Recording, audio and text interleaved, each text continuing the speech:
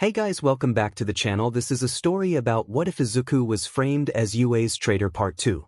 If you guys enjoy this what if and want to see part 3, comment down below and let me know before I start. Please do support for more awesome content and leave a like, and don't forget to subscribe to my channel and also share this video with your friends and check out the description in my playlist. The author of the story Zekket from Wattpad. So let's start the video. Hey, a simple aggressive word came from 𝗧𝗲𝗏.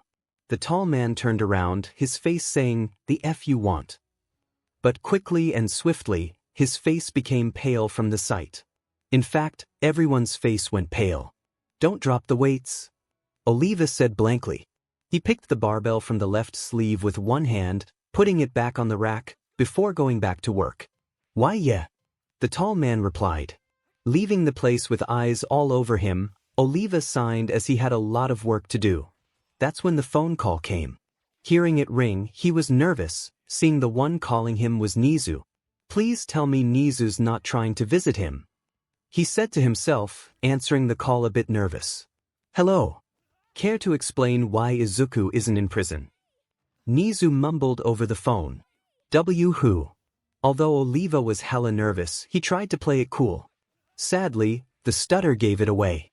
"Look, we just found out he's innocent. I just want to know why he's out," asked the curious Nizu. "About demon time you found out." He almost screamed over the phone for it taking that long. "So you knew that's why he's out?" Nizu puzzled it together. "So where is he now? And now you want him to go back to you? And let me guess, 𝗲𝗍𝗔𝗂𝗍𝗔 going to try to give his quirk to him?" Shocking the entire group as Nizu had it on speaker mode. 𝗲𝗍𝗔𝗂𝗍𝗔 going to give his quirk to him? Toga wondered, hearing the long-kept secret loud and clear. "If you want to know how I know, just remember what Izuku had to go through because of you. He had no reason to hide it anymore. Even if you blame him for leaking the secret, deep down, you know it's your fault." 𝗧𝗏𝗏 spit some hard true facts. Nizu couldn't even come up with a reply, since let's face it, he couldn't differentiate between a real hero and a traitor. "I know, that's why I'm trying to make it right." 𝗂𝗏𝗃𝗃 Mountain. 𝗧𝗏𝗏 spoke up. He's at 𝗂𝗏𝗃 Mountain with his brother. At the mention of 𝗵𝗃𝗃, 𝗧𝗏𝗍𝗃 wanted to know something. "Mr. 𝗧𝗏𝗏, do you know 𝗵𝗃𝗃?" 𝗧𝗏𝗍𝗃 snatched Nizu's phone. "Yeah, I do. Why?" Knowing it's 𝗧𝗏𝗍𝗃 on the phone, he already knew he's going to ask something. "The data didn't have his last name. If you know, mind telling me why? Or at least if you could tell me his last name," 𝗧𝗏𝗍𝗃 curiously asked. He was expecting this, but still couldn't control himself, letting out a laugh. 𝗧𝗏𝗍𝗃 took it as a yes, and hoped he would get an answer. "Sorry 𝗧𝗏𝗍𝗃, I can't tell no one, unless I get his permission."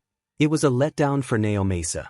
"Never mind that, let's go to 𝗂𝗏𝗃 Mountain," said Nizu. "𝗧𝗏𝗍𝗃, take care of Toga for now." 𝗧𝗏𝗍𝗃 nodded.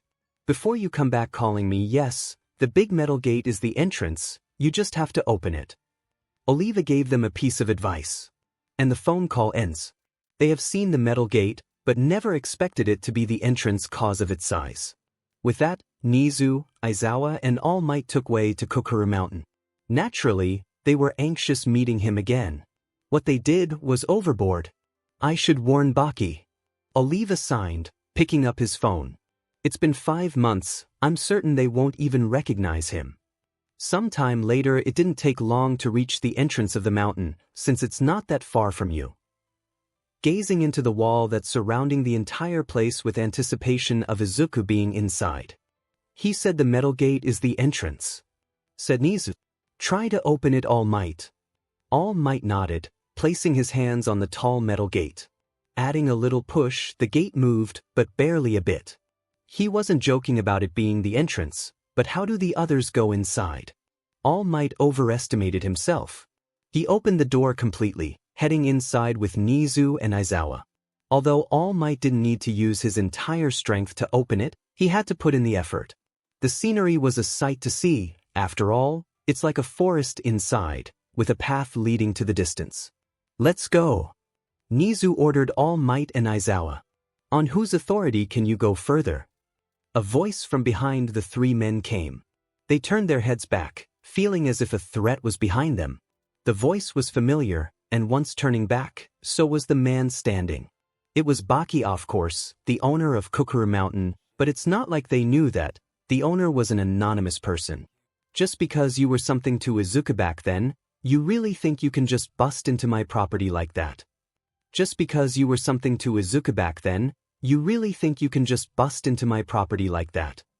𝗵𝗃𝗲's eyes flared with hatred for these men. They all tensed up from his presence. Even 𝗬𝗏𝗍, the same man who fought all for one, felt fear just by seeing 𝗵𝗃𝗲's expression of hatred.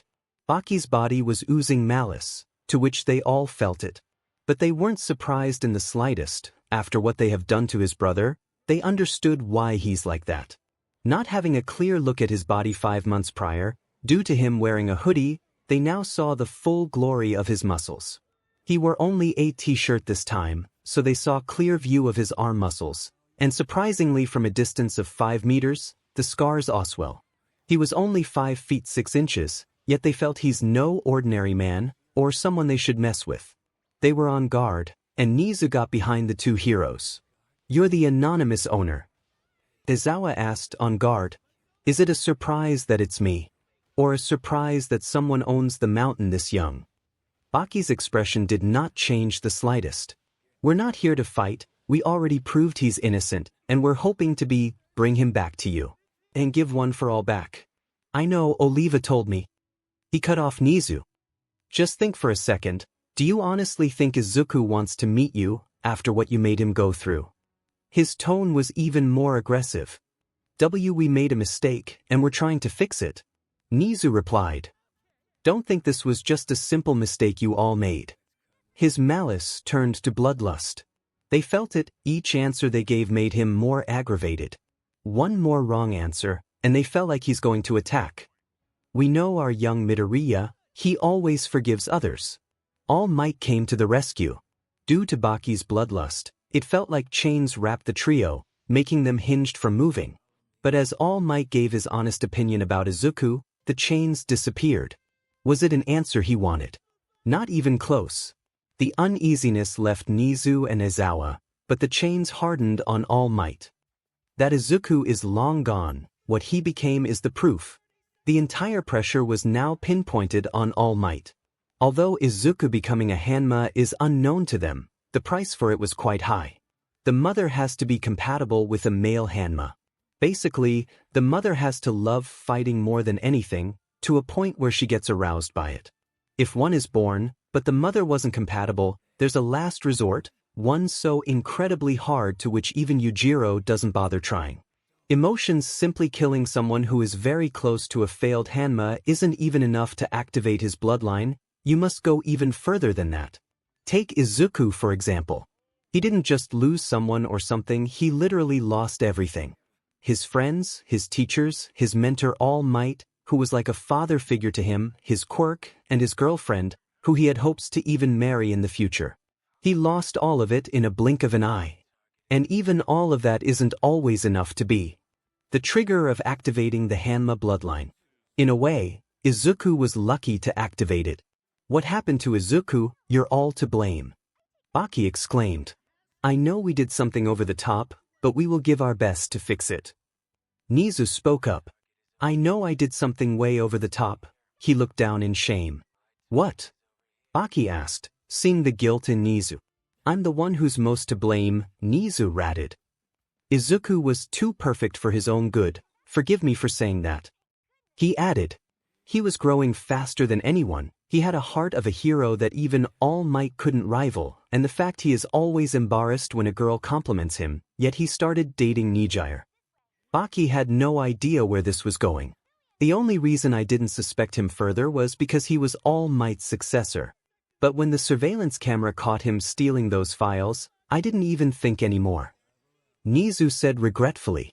"I didn't even try to look in further, my mind was instantly fixated on the fact that we caught the traitor. I instantly informed the news to everyone except Izuku. He could barely mutter those words.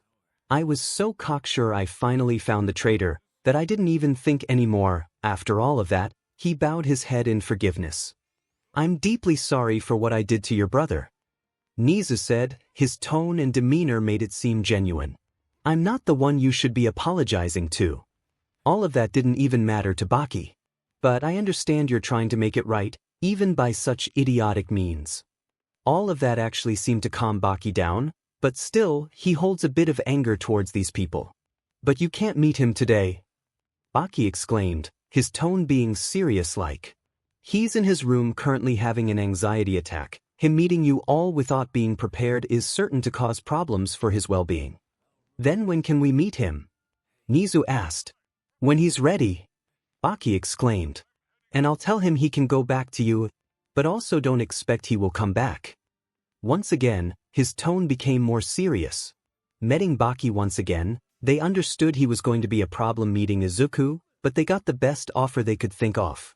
And also, although I'm not certain he's going to go back to you, I'm certain he won't be taking your quirk back. It was directed to All Might. But it's not like he'll need it. 𝗵𝗃𝗲 smirked. It's sad to say, him having one for all and being a Hanma is definitely a devastating combo. It's also impossible.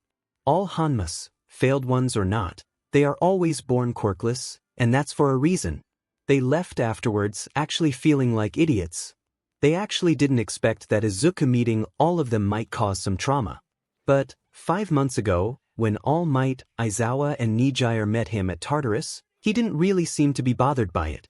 It got Aizawa thinking briefly. His brother might have implied Izuku got better. Aizawa thought, I'll do anything in my power to give back one for all to the person who deserves it.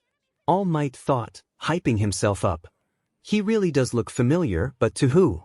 Nizu wondered. KK to Izuku, he finally calmed himself down, having used common sense to assess the chances of Iwaza recognizing him. You would need really good eyes to know that was me. I've changed drastically in these 5 months, damn it. I don't look the same anymore. Having thought that, he remembered Aizawa has really good eyes. He really did see me. Straight from reality, he went back to anxiety. Hey, you good? 𝗵𝗃𝗲 intruded into his room. Seeing Izuku, he realized he wasn't. Of course I'm not, I've blown my cover. Izuku ratted. All 𝗵𝗃𝗲 could do was give him a gentle smile, finally ready to give him the good news. You don't have to worry anymore, you know? 𝗵𝗃𝗲 said gently. Why shouldn't I be worried? Aizawa might have informed you about me already. I mean, who knows, they might already have a search party looking for me. He ratted again. I assure you, it doesn't matter if Aizawa saw you and there is no search party. 𝗵𝗃𝗲 tried calming him down. How can you be so certain? He asked, to which 𝗵𝗃𝗲 lent him a warm smile. Because you were proven innocent today. It reached his ears gently, like the words he wanted to hear all this time finally came. He heard it, he understood it, he just couldn't believe it. If this is a prank, it's a damn brutal one.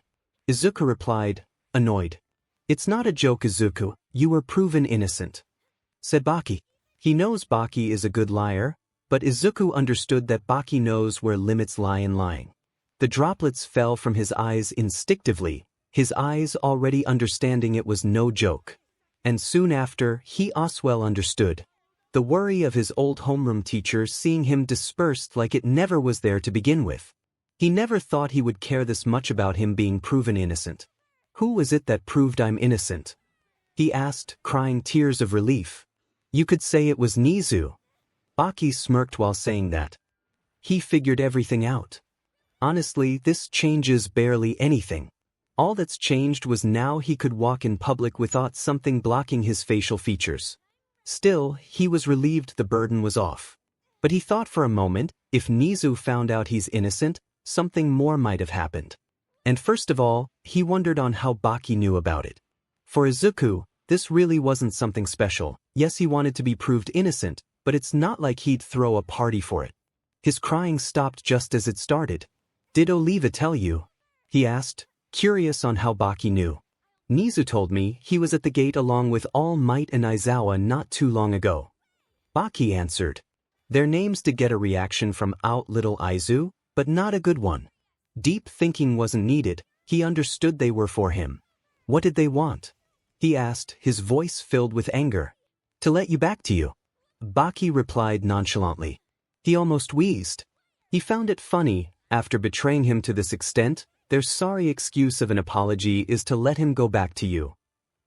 Did those idiots even think for a moment that those 5 months might have changed me? He grunted. By their reactions, they didn't. Baki rolled his eyes as he remembered the outcome. It's your choice if you want to or not. Baki said. Izuku signed briefly. I'll go to you, he replied.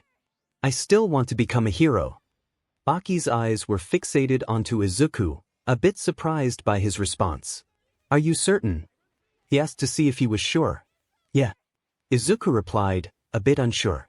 You know everyone in 𝗧𝗍𝗓 is basically like an enemy to you. Oh, I know. Izuku replied, confidence in his tone. I know. A smile forming on his face, not one filled with malice or happiness, just plain anticipation. But that's not going to stop me. It's been over 2 days since the trio tried to visit Izuku, but Baki intervened. He understood that Izuku might suffer anxiety by meeting the 3 people who betrayed him seemingly in a blink of an eye. So, after those 2 days, he was finally ready. He stood near the entrance gate of the prestigious school that is 𝗧𝗍𝗓. Known to be the best hero school there is in Japan and presumably worldwide. Izuku chuckled a bit as he thought that 𝗧𝗍𝗓 has such a name for itself, yet it couldn't differentiate between a true hero and a traitor. Truth be told, he wasn't nervous, like those kids who go to a new school or into a different environment. The best way he could describe 𝗧𝗍𝗓 right now is enemy territory, and he was going back to it. Every single one of them just threw him out because he was suspicious, and that they finally had proof. What is this among us? Baki did tell him what Nizu thought of him, and he was honestly astonished by his reasoning. I mean, who knew that being better than anyone else meant you're a prime suspect of being the traitor? That was just ridiculous for him. He was literally the #1 hero's successor. And so what that he dated 2 girls? My boy had to use his entire courage to ask Uraraka out? His entire face became red as a tomato for a good 30 minutes that day. And when he kissed 𝗍𝗧𝗓, that wasn't Izuku Midoriya doing the deed, it was Izuku 𝗵𝗃𝗲. His bloodline just happened to activate at the wrong place at the right time. He's not going back to you. Because of the pitiful excuse of an apology coming from Nizu and the others, but because he still wants to become a hero. The moment everyone finds out he was innocent, or if they have already, there's definitely going to be awkward silence when he's around, or some pitiful apologies coming from their mouths. Let's get this over with. He muttered, noticing the camera was now fixated onto him. Suddenly, the entrance gate opened. To his surprise, no one was waiting for him on the other side. He brushed it off, going inside. If there is a ranking system, determined by one's strength, then the moment Izuku passed through the gates, everyone went down in the rankings. The only one unaffected was none other than All Might himself. He was still the #1, while Izuku was behind him, ranked 2nd in the school. He's been training a bit over 5 months, and that still hasn't been enough to surpass All Might, the symbol of peace. Well, if he decided to activate it, then it's a whole other story. Nevertheless, he walked inside the school. He remembered when he fangirled at every single detail of the school, showed respect to his seniors, analyzed everyone's quirks and all that, but now he gives 0 F. He didn't have his books, nor his pen, nor his backpack, since they confiscated it when he was arrested when going to class. Who's that? He looks hot. One of the girls going the opposite direction of Izuku couldn't get her eyes off of him. He must be a new student. Her friend stated. Well, an ex-new student. The reason they thought he's a new student wasn't because he had a face they never seen in school, it's because he didn't have his uniform. It's you. For no reason, it has some strict rules, and the uniform is the worst. Barely anyone has the ball to forget their school uniform at home, not even Bakugu, not even ones with bad memory. Before Aizawa was Izuku's homeroom teacher, he taught another class. But this class didn't seem to like Aizawa for some reason. So, the entire class decided to play a prank on him. It wasn't a harmful one, they all just came to class with no uniform. By the time Aizawa came to class, everyone was there, with no uniform. He took a good look at everyone, eyes confused at the sight. Next thing the students knew, he was laughing profusely. Actually, that laugh made all of them like Aizawa a bit more, and then realized he wasn't such a bad teacher after all. It's sad to know that was their last day at 𝗧𝗍𝗓. Many students heard Izuku expelled an entire class. None of them knew that was the reason. So basically, wearing your school uniform is a big deal.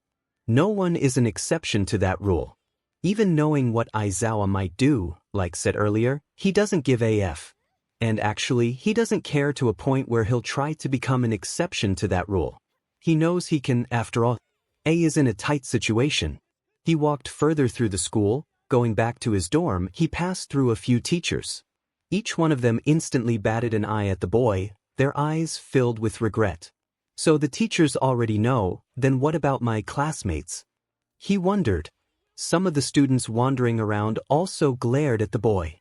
Actually, the arrest of Izuku was only known by his classmates, but at the same time, some students caught the moments when he was dragged into a car through the window. Rumors spread, and it spread faster thanks to his classmates, especially Momo and Uraraka. If they found any time to talk about it, they would talk about it. Some glared at him because he did bear a resemblance to the boy, while most did because he had no uniform on. Figures. What the hell happened during those 5 months? Nizu could only wonder as the sight was astonishing. That's Izuku, no doubt about it. Izuku did say he changed, but this, he could only mutter. This is on another level. He muttered again. He was watching the camera feed, he was waiting every day for Izuku to finally come. If anything, he looks like a man now. And he also bears a resemblance to something, he just can't seem to remember it. He could see Izuku wearing his everyday hoodie, but Nizu could tell that there's a lot of muscle hidden behind it. Honestly, Nizu knows All Might would drool at the sight of Izuku, thinking of how much one for all he could handle. The sight of the new Izuku was scary for him. What's even more scary was he realized Izuku was going to the direction of his office. Nizu himself was also trying to mentally prepare for the day Izuku comes. But even he felt nervous, anxious, when he realized he's going to him. Live up to your mistakes, Nizu, you got this. He tried to calm himself down. Going to Nizu was a mistake. Yes, the rumor spread quite fast around the school, and a lot of them knew Izuku, due to being Nijire's boyfriend. But none in the corridor who looked at him knew it was the same Izuku. Some had a feeling but they weren't sure, but one of them had the audacity to stop Izuku in his tracks. What the hell are you doing here? Izuku heard one of the kids, clearly understanding he was referring to him. He couldn't tell who it was just by his voice. Was it because he forgot who he was? Well, in a way, he only met him a few times, that's why he forgot. After taking a look at his face, he remembered the boy quite easily, almost chuckling in fact. He's a third year, and a classmate of Nijire's. Many boys like Nijire, but this guy takes it on a whole other level. He even told Izuku to dump her a few times. That's literally the reason he remembers him. Shouldn't you be in prison? He exclaimed loud enough that he got others' attention. Never was. Izuku replied nonchalantly. I guess it's no wonder he's the only one who could tell a 100% it's Izuku. He hates his guts, and that's taking Nijire from him. Well, he's got good news for him. It's funny, when the rumor spread to him, what was the first thing he did? Comfort Nijire. Even though it barely changed anything, so newsflash, he blamed it on Izuku for making her like that. She's gotten better, but her goofy side never came back. Still, every boy likes her too much for comfort. The third year stood in his way, a face riddled with anger. If anything, Izuku knew he had intentions to harm him, but it's not like he can. Back then, they might have been equal in strength, the third year being a bit more powerful, but now he can't be considered as a rival. Although Izuku had a growth spurt, the third year was still a few inches taller than him, but Izuku looked far more well-built. The third year gripped his fists, ready to spring into action. As for Izuku, he didn't need to. He had his head slyly bent down, thinking about something.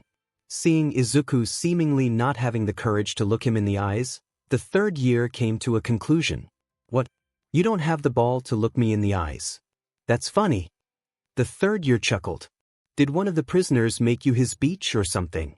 This time, the other students chuckled while some just laughed. Raise your head, or are you really that scared? The third year said sarcastically. I don't see a challenger up there. His statement angered the third year even more. The ground looks more intimidating than you. And that was the line for the third year. He lashed out a punch, using his strength enhancer quirk to unleash maximum damage. The third year is definitely strong for his age, and adding his quirk to the mix, it was enough to kill a man if hit directly. But that doesn't matter for him, nor should it matter to others that he killed Izuku or hospitalized him. After all, he's a traitor. He bets most would praise him for killing Izuku. It connected. A loud thud was heard all around the corridor they were in. It was loud, and the sound of the collision sounded like it would literally break bones. But it didn't break any bones, nor it collided with Izuku. He stopped the punch with one hand in fact. He grabbed the fist, stopping its momentum entirely. The third year was definitely surprised, but not astonished by the feat for some reason. He wanted back off, but the grip on his hand was too tight that he couldn't get his hand out of it. So, he clocked another one, aiming right at his face. That's enough. Someone saved the third year's life. Everyone turned their heads from where the voice came from, and were astonished who it was. It was 𝗎𝗎, the school principal came by and saved the third year's life, but it's not like the other students knew it. He saw the third year confront Izuku on the camera. At first, he paid no mind to it, but something occurred. The look Izuku had in his eyes brought fear to 𝗎𝗎, but at the same time, a feeling of familiarity came to him. He had no clue why, but he understood that if he doesn't interrupt the fight, someone's going to die. So being the little midget that he is, he ran from his office to where Izuku was. Principal 𝗎𝗎, you may not believe it, but he's Izuku. The third year stated loudly. In a way, this was his backup plan, to expose Izuku. The third year understood that barely anyone recognizes him to be the little Izuku who was sent into prison. So, with that little information, all of the students nearby gasped in shock, realizing the traitor was back. They pictured the old Izuku, and tried matching it with the new one, and they couldn't believe it was actually him. I already know. 𝗎𝗎 replied, tired from running. What? The third year exclaimed in shock. As all of you probably heard the rumor that Izuku Midoriya was found to be the traitor and was sent to prison. He stated to the students nearby. Yes, the rumor was true, but we were wrong, he's not the traitor. The eyes of the third year widened, realizing he just attacked a falsely accused student, and frighteningly enough, next to 𝗎𝗎. I'm so sorry, Principal 𝗎𝗎. It was my mistake. The third year pleaded, hoping he would not get punished by his actions. Come with me, Izuku, said 𝗎𝗎. Honestly, the reason he had his head down was because he was thinking. It didn't take long, but he finally pieced it together why the third year was attacking him. You attacked me because you were furious I'm back, because I would take 𝗎𝗎, right? The tone didn't make it seem as a question, but more like an answer he already figured out. We broke up, so good news for you. Now you might have a chance getting her. He tapped his shoulder with his hand for him to understand the message. But next time you say something like, you'll be dead before you know it. Izuku stated, then walking away with 𝗎𝗎. He heard sounds of grunting coming from the third year. Was it grunting of anger? But why would he be mad? Izuku gave him the news he wanted to her all this time. Or was it maybe because the third year understood that Izuku stated he's stronger than him? Possibly. What the hell? The third year grunted, feeling a large amount of pain. He dislocated my shoulder. He couldn't believe it, that measly tap on the shoulder was enough to dislocate it. Obviously, the first thing he did was go to Chiyo, the school nurse, to help relocate it. Months ago, before Izuku was sent to prison, he had heard from the others that Izuku was exceptionally strong for his age. Of course, he had doubts because of the jealous F that he is. Salty for not having 𝗎𝗎. Well, he experienced his strength, but this was on a whole other level. You'll all be dead before you know it. The tone made it clear he wasn't joking about it. Finally having the thought engraved into his head to never mess with him ever again. But still, he was happy to know he and 𝗎𝗎 broke up. That's the only good thing he heard today. Sadly for the third year, this is an Izuku x 𝗎𝗎 fanfic after an encounter with the third-year-old who's obsessed with 𝗎𝗎. A fight was about to break out. Thanks to 𝗎𝗎, he intervened. It was lucky that 𝗎𝗎 came in time. We know who would have won, or even worse, who would have survived. Both would have been punished harshly if they had fought. but taking account Izuku's situation, he would have been scot-free from the punishment. If Izuku had killed the third year, then it would have been another story. During those 5 months of training, Izuku's mindset changed, becoming similar to Baki's. As of now, he doesn't fight to win, but to survive. Izuku had the heart of a true hero, but now he has the heart of a pure fighter. Granted, he still wants to be a hero, but he's going to do it his own way now. Leaving the students in awe, dumbstruck in fact, that the 𝗓𝗏 is actually Izuku, stated by 𝗧𝗵𝗲 himself, they immediately went to tell their friends. Just like that, the news about Izuku is about to be known by everyone. Walking through the corridor with 𝗧𝗍 in front, it was dead silence coming from them. All that could be heard were the other students rambling as school is soon to start. 𝗧𝗍 wanted to say something to ease the tension between them, but he didn't have the courage to even talk to him. It was no surprise there, he would have ruined his entire life if it wasn't for Baki coming to the rescue. They reached 𝗧𝗍's office. It wasn't that far away from where the fight almost took place. Izuku calmly sat down on the guest chair, while 𝗧𝗍, still tense, sat down like a scared kid who got called to the principal's office. "Well, it's got that you're back," said 𝗧𝗍, still tense as a rock. He wanted to start with some small talk, but Izuku didn't. "Save your chit-chat for later," exclaimed Izuku. "Tell me what you need to say and I'll be on my way." "All right," 𝗧𝗍 took his hint. "You're still in class 1A, your dorm is still the same," said by the principal. "And what about my stuff?" Izuku asked with a hint of anger. "We got rid of it all," 𝗧𝗍 replied. "F figures," Izuku replied, gazing straight into 𝗧𝗍's eyes. "There's also going to be a new student in a few days," 𝗧𝗍 added, a bit intimidated. "Summer is not that far away, so is the end of the school year. For you to accept a student at such a time isn't something that's common, or even rare, it's something that never happens. Izuku knows there's a story behind it. You just don't accept a student at the last month of school, especially you, whatever." Izuku replied. He wants to know more, but he thinks it's best to ask the new student himself when he comes. "I just want to know if I start today or tomorrow." Izuku looked at the clock, seeing there's 15 minutes left till classes start. "It's up to you," said 𝗧𝗍, noticing Izuku a bit in thought about something. "I'll start tomorrow, but I have to do something first," he said. "What would that be?" asked the curious 𝗧𝗍. All Izuku could do was smile at 𝗧𝗍's question. And that smile, albeit innocent, but pure with happiness and anticipation, it looked menacing in 𝗧𝗍's eyes. "I'm going to meet my classmates. The last 2 days haven't been easy. Today is even worse for some reason, to which he can't explain. It just feels different, and he can't put his finger on it." After getting one for all back, the previous users barraged him with questions in his sleep like there's no tomorrow. He told them the story, he told them everything. But 2 days ago, the story changed drastically. At first, he was reluctant to tell them the true story, due to, well, he knew how they would react. Being All Might, the symbol of peace, he knew he had to. So he manned up, built up the courage and told them everything to the last detail.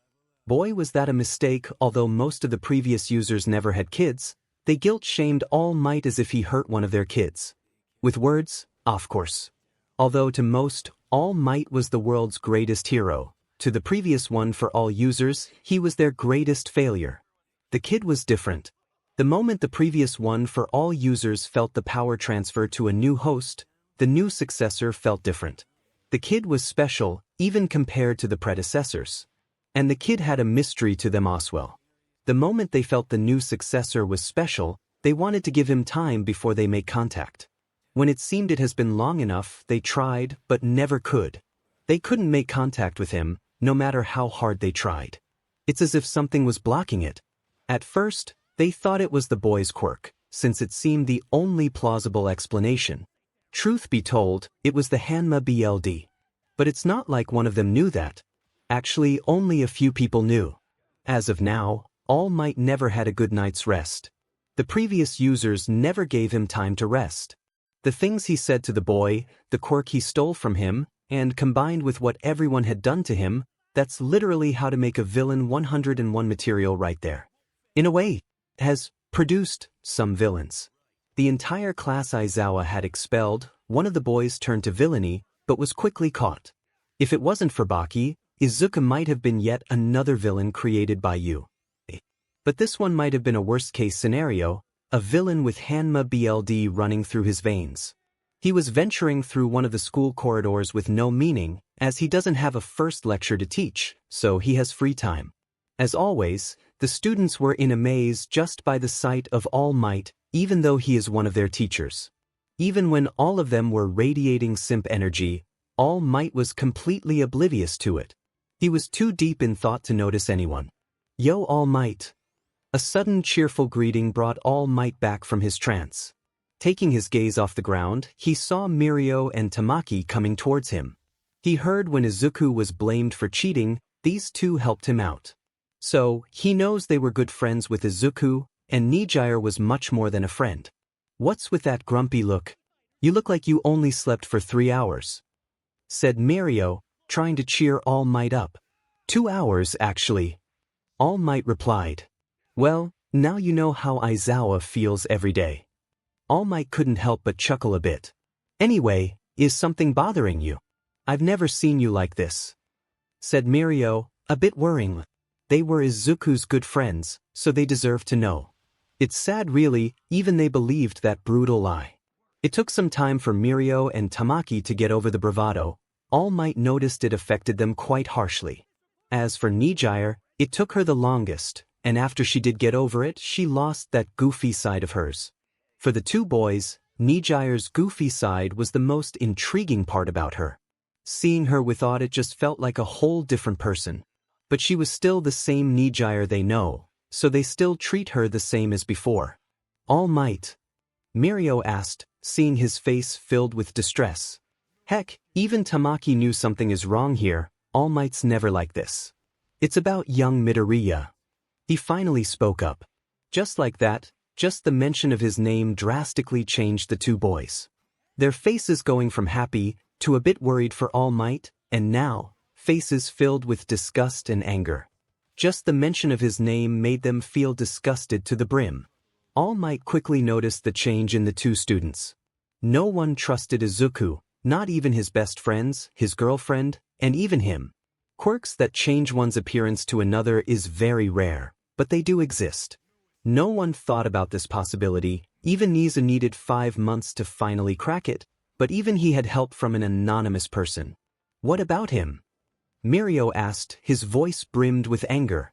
They wouldn't take the news well. All Might understands that very clearly. He's been proven innocent.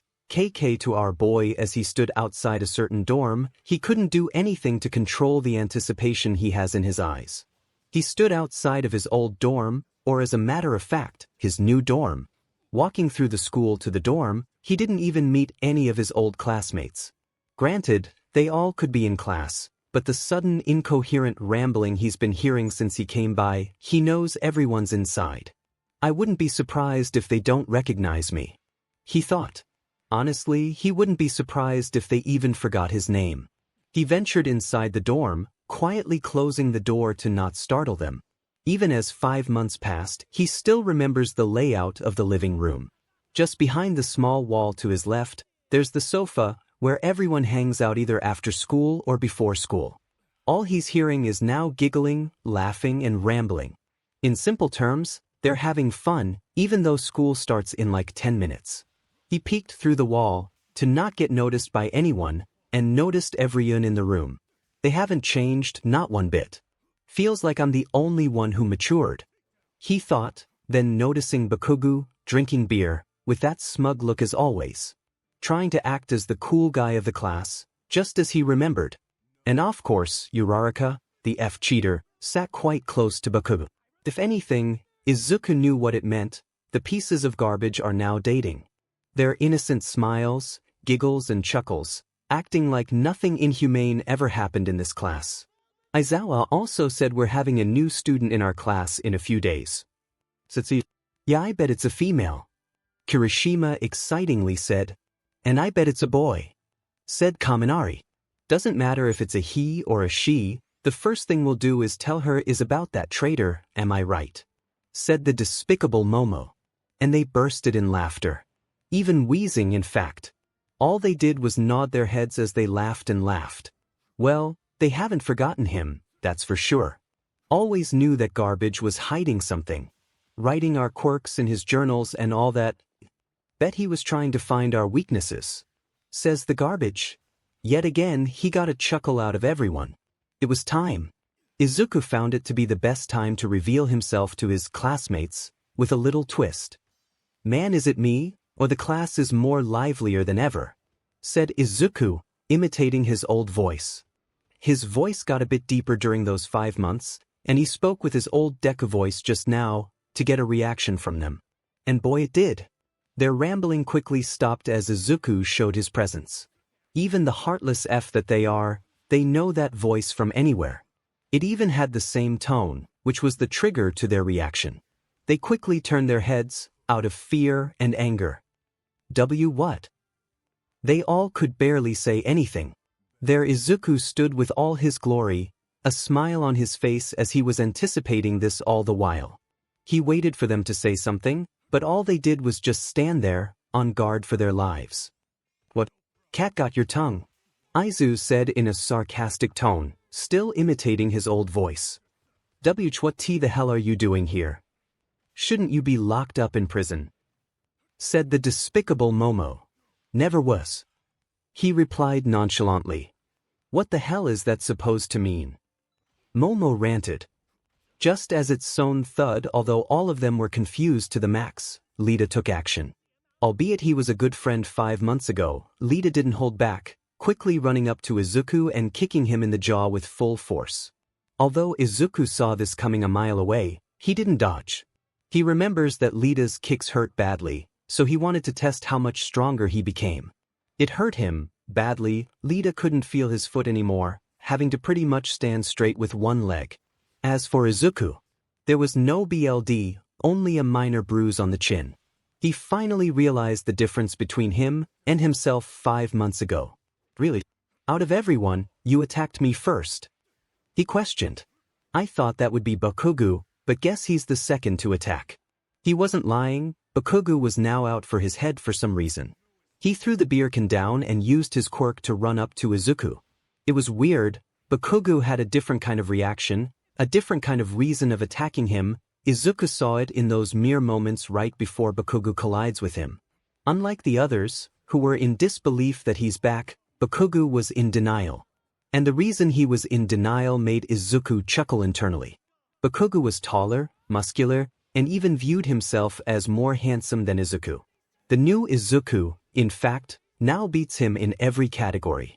As of now, Izuku is 3 to 4 inches taller, is packing more muscle than he ever will, and looks by far more cooler and sexier than him. He just couldn't believe it, he couldn't accept it. The same boy he bullied every day for years is now on another level than him. Bakugo was right near Izuku. He extended his hand, trying to grab his face and use his explosion quirk to mess him up. He was the same as before, predictable. Honestly, Izuku didn't even need to try to put him in his place. Bakugo's hand was literally inches away from Izuku's face, yet he missed, to his surprise. Izuku just swiftly moved aside, before placing his hand on Bakugo's face gently, and added a little push. That was enough for Bakugo to fall into the void, yet completely oblivious as to what happened. He fell on Izuku's body, before catching him and shoving him on the ground. Attack me again, 𝗧𝗓, and I'll show you what a real kick is. He threatened, completely ignoring the lifeless body on the ground. What the hell did you do to my boyfriend? 𝗬𝗓𝗧𝗔𝗓 spoke up. I just gave him an ego check. Izuku said. After all, he needs to learn that he's not the strongest in class anymore. In the same time, he showed them an innocent smile. What the F are you talking about? 𝗬𝗓𝗧𝗔𝗓 just couldn't stop. It's easy actually, he said. He's been proven innocent. Aizawa finished his sentence. Yeah, that. The news have finally been delivered to the class, and by their very own homeroom teacher. What? The entire class questioned in unison. But that can't be, said the despicable Momo, still doubting Aizawa's statement. Yes, it can. Aizawa replied. No, it can't. He attacked Bakugo. 𝗧𝗪𝗧𝗏, shut the F up. Beach, that was self-defense. Izuku fired back. But Sir Izawa, I don't get it. That was clearly Izuku in the video. Lita made a valid point. That was Himiko Toga. Izawa replied. That's just speculation, right? Unless she says it herself, I won't believe it. Momo spoke up. Same here, that was definitely him in the video. Said some of the boys. She did, she confessed to it. Izawa blankly, but angrily replied. It's sad, even with Izawa telling them the truth, they still dismiss it as a hoax. Heck, Izawa even told them that Himiko confessed, but they still have doubts. Is it because they can't believe it? Or did the author purposely plan this? Who knows? I'm sorry about everything, Izuku, I hope you can forgive me. Izawa apologized. A simple apology isn't going to do much, you know. Izuku didn't even take it to account. He got what he wanted, so it's time to leave. I'll start tomorrow, he said, before passing Izawa and leaving the dorm. The others rambled as I passed them in the corridors. He thought. So they know my story. And I bet 𝗎𝗎𝗓 found out as well. Whatever. Luckily, the dorms are quite close to the entrance gate, so he made it there in a jiffy. Standing right next to the gate, he looked back at you. It's funny. My dream was enroll to you. And become a hero. Now, I'm just doing it for fun. With words of comfort coming from the Hanma, he left. Zekket and 𝗎𝗎𝗓 having gone to class not that long ago, all she did was look through the window. She's gonna do that as well when the class starts. It's boring. It's been a long draining 5 months, but now, she's gotten even better. Her goofy side was coming back, as now she was holding a pencil under her nose and lips, getting a few stares from the boys. But she didn't know, her eyes were glued through the window, to the entrance gate. After the dorms became a thing, the gate has always been closed, and only is opened when classes have ended. Something must have happened. She uttered quietly. Besides her beauty and talent, she also had insanely good eyesight. Unlike the author, even from this distance, she can still see the gate clearly. She did this out of pure boredom. Who knew that just one look at a guy would diminish that boredom, and would be replaced by pure goddamn disbelief? Izuku. He's been proven innocent. Finally, All Might blurted the truth out to Izuku's old friends, Mirio and Tamaki. At first, they thought they heard it incorrectly, as the words were still ringing in their ears. It's something they never expected to hear. Since after all, if what they heard is true, then they messed up big time. They finally understood what he said. They thought he was joking, but the straight face All Might had, imbued with guilt, they knew it was no joke. No way, uttered Mirio in disbelief. We're also expecting him to come back to you. But we're unsure when, All Might exclaimed. They were morons, the guilt hit them right in the stomach. They believed his story about 𝗧𝗪𝗧𝗏 rather than his classmates, but not this. Obviously they were sad, full with guilt. The emotional pain Izuku must have felt, they couldn't even imagine it. But that wasn't the worst part about it.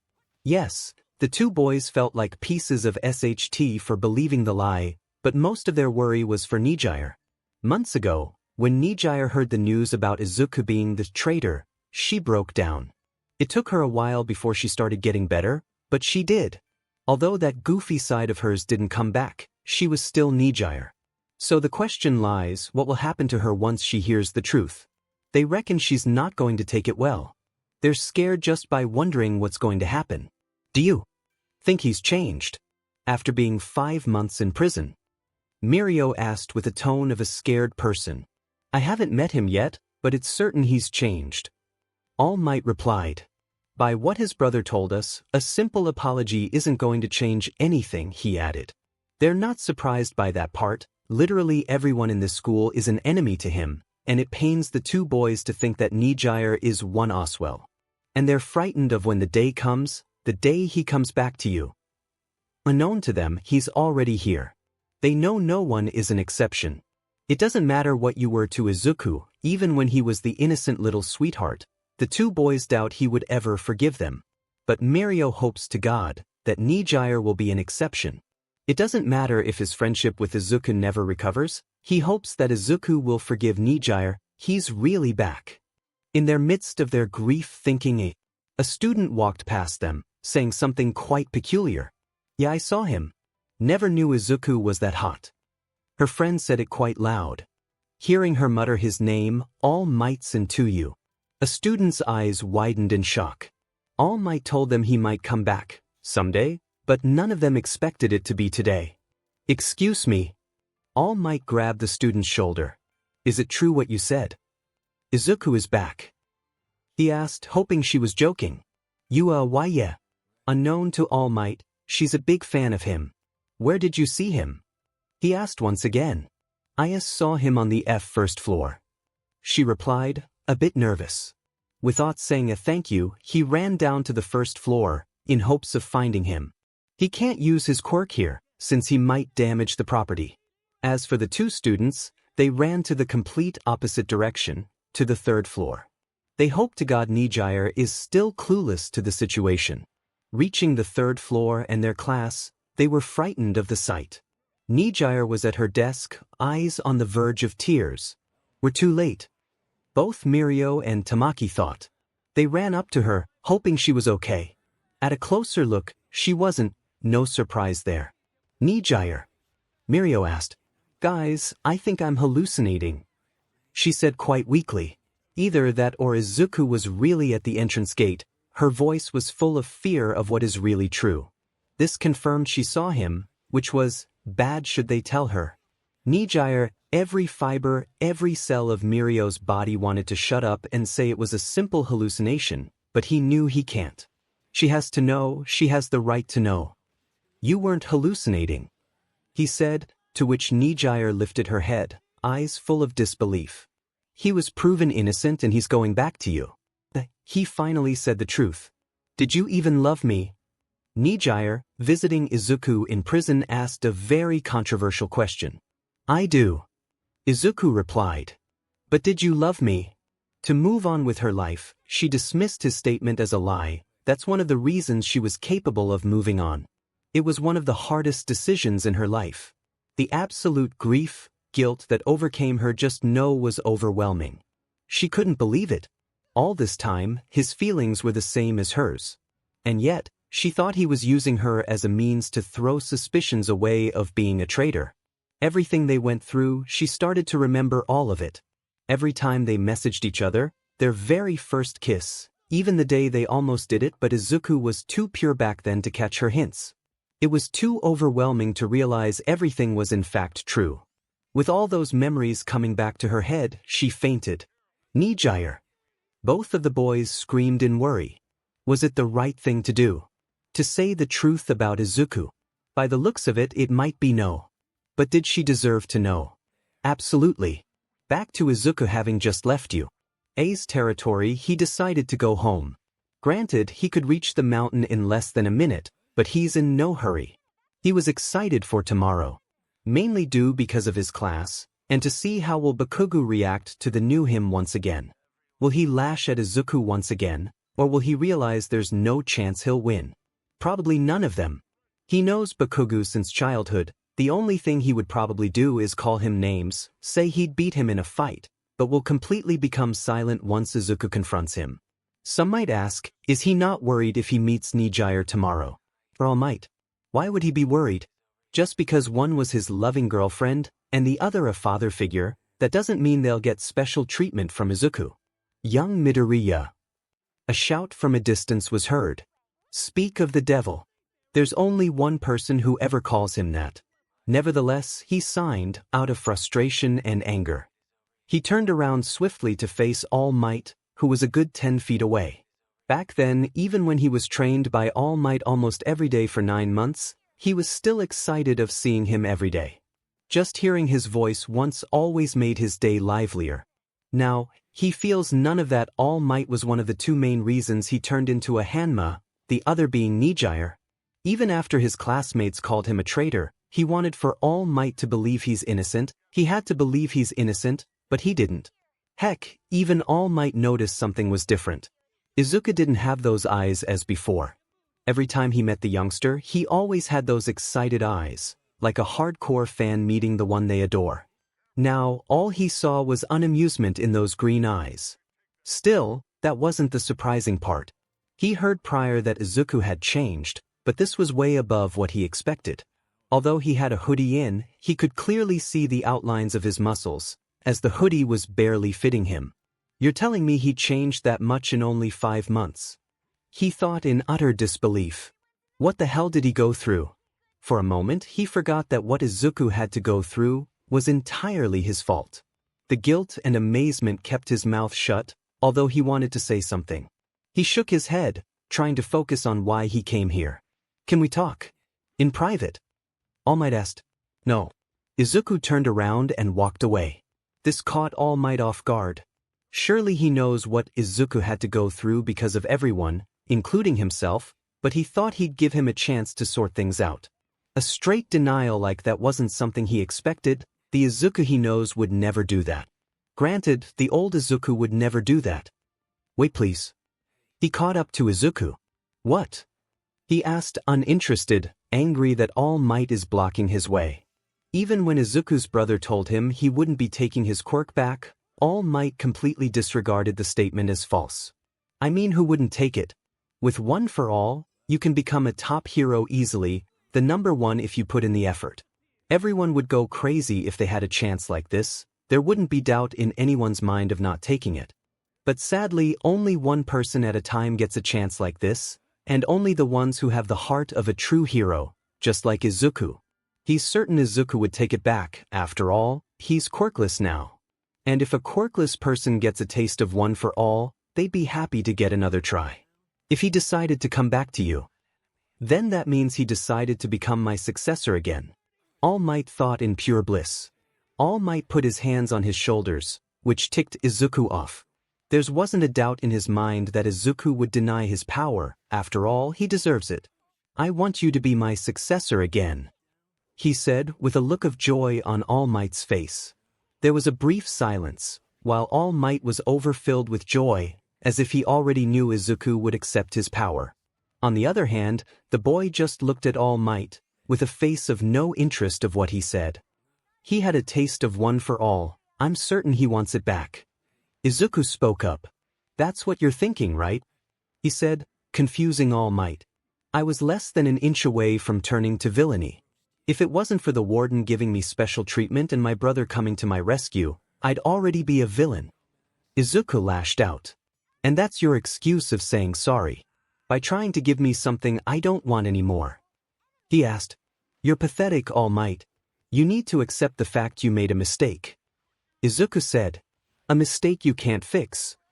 He added. Izuku said enough to get the point out. All Might let his hands go from Izuku's shoulders, now understanding quite a bit more. All Might's not an idiot. Well, he is an idiot. He really thought giving something back to him is a good enough apology. So, Izuku walked away, leaving All Might in a trance of thought. He couldn't care less. All Might brought it to himself. He hates everyone's guts, but he also has to thank them for one thing. If just one of them believed he was innocent, he probably wouldn't have become a 𝗵𝗲. Next day, having just woken up at 7 in the morning, Izuku did his peculiar routine before going down to eat with his brother. Right after waking up, his mind was fixated onto one person, his father. He doesn't know much about him, other than the fact he's called the world's strongest creature. And finding out how strong a 𝗵𝗲 can become, it's no surprise for him. Having just left his room and going straight to the kitchen, he saw Baki already finished preparing the food. Hope you're hungry, 'cause I made extra, said Baki, before sitting down and munching down the food. Actually, I'm starving, Izuku exclaimed before doing the same thing.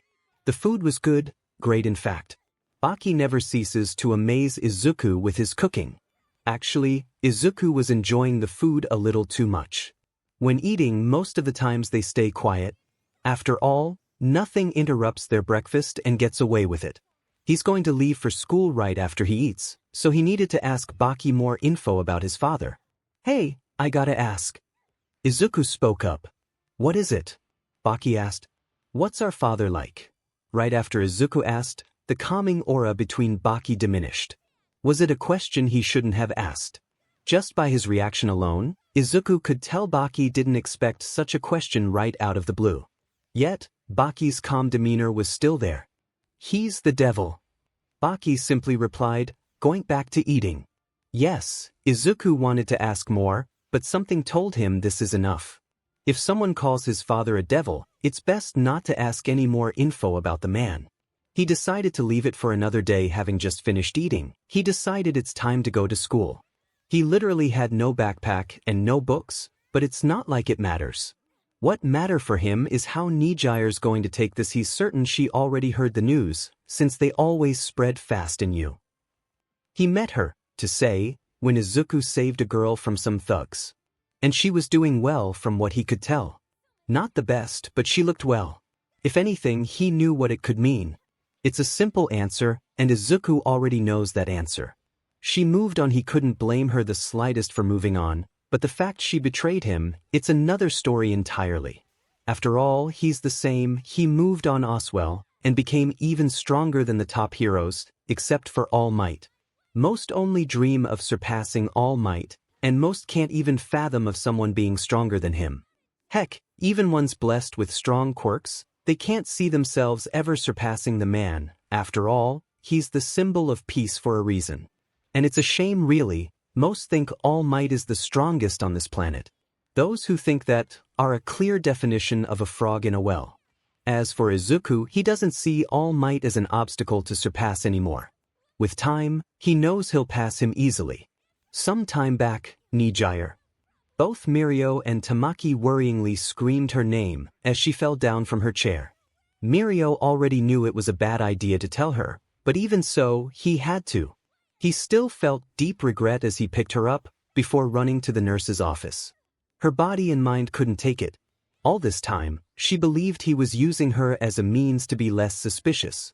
For it to be false, and everything they did together to be true, she just couldn't handle it. Her body decided it's best to just shut down completely, to try and ignore everything she heard. But she couldn't. She heard it loud and clear before she fell into the void. Although not awake, she still, somehow, shed tears while lying on one of the beds in the nurse's office. It affected her a lot, the fact that Mirio and Tamaki visited her almost every hour to see if she had woken up. Even till the night, she showed no signs of waking up, so her two friends tried to leave it for another day. So, somewhere around 6, 𝗍𝗧𝗧𝗧 finally woke up from that deep sleep. She jolted herself up from the bed, as she had no idea where she was. Trying to assess the surroundings, she relaxed once she realized it was 𝗬𝗧𝗧𝗧's nurse's office. Still, after she relaxed, a few moments later, everything came back to her. She gripped the sheets weakly before pulling it to her face. The moment everything came back to her head, she let the tears out. But did you love me? She once again remembered what Izuku had told her in prison. Izuku loved her, and now she painstakingly understood that. You'd think that dating Izuku for some time, you'd know more about him. And maybe more than enough to have realized it wasn't him in the video in the first place. She cried even more, realizing what an idiot she was all this time. She moved on, over a fly that was caused by a video, 𝗧𝗬𝗧. She gripped the sheets even harder, and her eyes getting even more watery. I'm sorry, back to Izuku. A little bit of walking and a little bit of girls staring. He came to you. Again.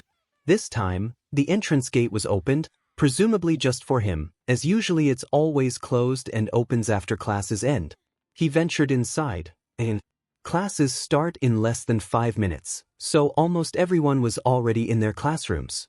He walked through the corridors, reaching class 1A. It's been quite a while since he saw his classroom. Having a bit of enhanced hearing, he could hear everyone was already inside. Here goes nothing, Izuku uttered under his breath, before opening the door. The moment it opened, everyone turned their gazes to the door. As everyone was already in class, they thought it would be Aizawa. Just like last night their faces began to fill with disbelief seeing him again. What the hell are you doing here? Uraraka stood up from her seat. I thought you'd have realized by now, or at least Aizawa would have told you. He replied nonchalantly. Just as it seems, I'm going to class. It's actually funny to him, seeing all of their faces. He already knew it was Toga who impersonated him, but never expected to hear that she confessed to the crime. The fact that Momo said she'd only believe it to be true if Toga herself said she was the one in the video, And also the fact that some agreed he still can't help but hold a chuckle inside. Aizawa did tell them she confessed. So that's it, that's that. Aizawa told everyone what they wanted to hear, but now they can't believe it. They're literally contradicting their own personal thoughts just because they happen to be true. What's so funny? Kaminari noticed Hin holding a chuckle. If you had a functional brain, you'd know what's so funny for me. Izuku replied, still trying to hold it in. I was already proven innocent, yet some of you still can't believe it. Izuku exclaimed. Or is it because some of you can't accept that you made a huge mistake? He taunted his class. The ones who now understand Izuku is innocent just sat at their seats, not trying to make eye contact with him, while the ones he taunted were angered even more. And I can tell by just looking, you all became a lot stronger. Believe it or not, it was a compliment. He doesn't know if this is a special effect of being a Hanma, but he can tell they all became stronger than 5 months ago. Yeah, stronger than you. Kaminari stated something false. Live in your own fantasy, buddy, no one cares. Izuku didn't bat an eye. He sat down on his old seat, while still getting stared by everyone. Next thing they knew, Aizawa walked in, ready to teach class. He also stared at the class, and then noticed Izuku. Their eyes caught each other. While Aizawa was slightly surprised, Izuku was unamused. Now that everyone's here, meet me up at the training ground. Aizawa stated. What are we going to do? Kaminari asked. Sparring matches. Aizawa said before leaving the class. It brought a smile on some of the students, for God knows why. While Izuku was the same. He had happiness overflow him, but unlike the rest, he hid it from plain view. Truth be told, Aizawa already had plans to do the sparring matches last night, but seeing Izuku and him mentioning he'd show up for school today, he postponed it until he came. Aizawa is quite curious about what he saw. The way he just disappeared from his view when caught him buying coffee, it was surreal. The speed he displayed, and the fact that the ground cracked well, Aizawa saw it. And the fact he saw Bakugo lying on the ground next to him, while pretty much unfazed, he wants to see how much stronger he became. They gave Izuku his P uniform, but he has no idea how it didn't click to them that he grew taller and wider, so I guess he's going to spar while wearing jeans. The others started warning up, while Izuku didn't. It's not like he needs to. Every action he's doing, for some reason it's angering some of the students. Alright, the first ones to go are Bakugo and Iida. Aizawa stated. To win, you either knock your opponent out, or force him to surrender. Bakugo and Iida, most already know who is going to win, but they still want to watch what happens. The two walked up on the ring, which was almost the same as in the U. A sports festival. On one side, we had Bakugo, who was oozing rage, and on the other we had Iida, who was calm and composed. No countdowns go. Aizawa stated. So, Iida started off with a blast, just like he attacked Izuku. He dashed to Bakugo with his engines running full force, and tried hitting him to the chin. The surprise for the readers, Bakugo saw this coming, so he sparked some explosions, pushing himself out of harm's way. AP shot! Exclaimed Bakugo, to which he fired his new move, a long-ranged explosion. It hit Iida straight to the side. Just as its name suggests, armor pierce, it broke through his costume and burned his skin. Not bad. Izuku uttered, watching it happen from the sides. Bakugo boosted himself with his quirk to Iida, who promptly tried to retaliate with another kick. The kick missed. Bakugo used this to his advantage, pushing Iida to the ground as he was off balance with one foot. To ensure he doesn't stand up, he put his hand on Iida's face, adding little harmless sparks so he understands the message. I surrender.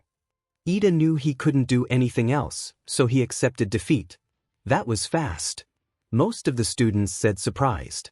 Without a doubt, Aizawa knew everyone got a lot stronger, but he's uncertain how strong Izuku is. Aizawa thought. Next is Izuku against Kirishima. He stated. Everyone had mixed reactions. Some were scared, some were happy that Izuku's about to get destroyed, like Kaminari and Mineta. Kirishima got a lot stronger, even compared to others. His new move, Red Riot Unbreakable, is something else. They've tested his new ultimate move just for the fun of it, and found out that not even bullets can graze his body. Heck, even 𝗵𝗃𝗲's explosions did no damage him. Kirishima. Kill him. Kaminari said sarcastically. Yeah. Put him in his place. Even Momo joined. For Kirishima, it felt wrong. Unlike the despicable ones in the class, Kirishima doesn't want to fight Izuku, not now. When Aizawa told everyone he's innocent, he believed it, he believes it. The friend he betrayed so badly will now stand on the other side of the ring. Aizawa told then there is no countdown, so the moment they stepped into the ring, the fight began. On one side, we had Kirishima, who was a bit nervous. He doesn't want to fight him so soon, he's even thinking of surrendering. The pain everyone must have caused Izuku, Kirishima couldn't even fathom. As for Izuku, he didn't feel anything, he was just ready to fight. Kirishima hardened up, but to Izuku's eyes, it was barely anything. He was holding back quite a lot. If anything, it pissed Izuku off. Casually, he walked closer to Kirishima, not even having his arms up to defend. It's not like he needs to, his reaction time is out of this world. What are you doing? Kirishima asked, slightly confused. The same thing as you. Izuku replied, a face riddled with slight anger. Next thing Kirishima knew, he flew to the end of the ring, holding his stomach as it started burning with pain for some reason. No one watching caught as to what happened, even Aizawa. All Izuku did was punch him to the stomach, yet it was too fast to see. Luckily, Kirishima only flew back from the force, but his legs didn't give out, so he can go on. What was that? Kirishima wondered, holding his stomach. I didn't see anything. I can tell you're holding back because you're fighting me. Izuku spoke up. I don't care how you feel about fighting me. If there's anything I hate equally to people who betray their friends, are those who hold back in a fight, he stated. His tone got the message to Kirishima. Don't force me to hate you more than I should. Izuku added, looking Kirishima in the eyes. Those were interesting words of encouragement. Even if they weren't actually words to encourage Kirishima, it still made it more clear him. Even if his actions hurt Izuku, to levels Kirishima couldn't even comprehend, he understands holding back isn't an option. So, you gonna take this? Seriously or not? He asked. I will. Kirishima replied. Kirishima finally took it seriously. To show respect for his enemy, he hardened as much as he possibly could, reaching levels of hardness comparable to hardened steel. When he uses 𝗳𝗏𝗧𝗛𝗏 unbreakable, there's always a faint sound of creaking coming from Kirishima, yet this time the sound was much more louder. It brought a smile on Izuku's face. Maybe Kirishima could give Izuku a decent fight. 𝗳𝗏𝗧𝗏𝗢𝗏 Izuku always hated this cliché move, announcing one's ultimate move to the enemy. Sparring with Baki on a day-to-day basis, he hasn't even once called out his move to him. The moment Kirishima hardened, Izuku attacked. Kirishima showed him that he's taking it absolutely seriously. Izuku, out of the small hint of respect he had for him, showed Kirishima what it feels when Izuku puts little effort into a punch. Just like at first, he aimed it to his stomach. Even with a body comparable to hardened steel, he couldn't take it. The moment it connected, he lost consciousness.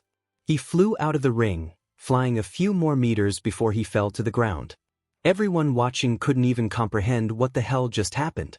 At first, he was a few meters away from Kirishima, then the next second, he vanished, before appearing next to the red-haired boy.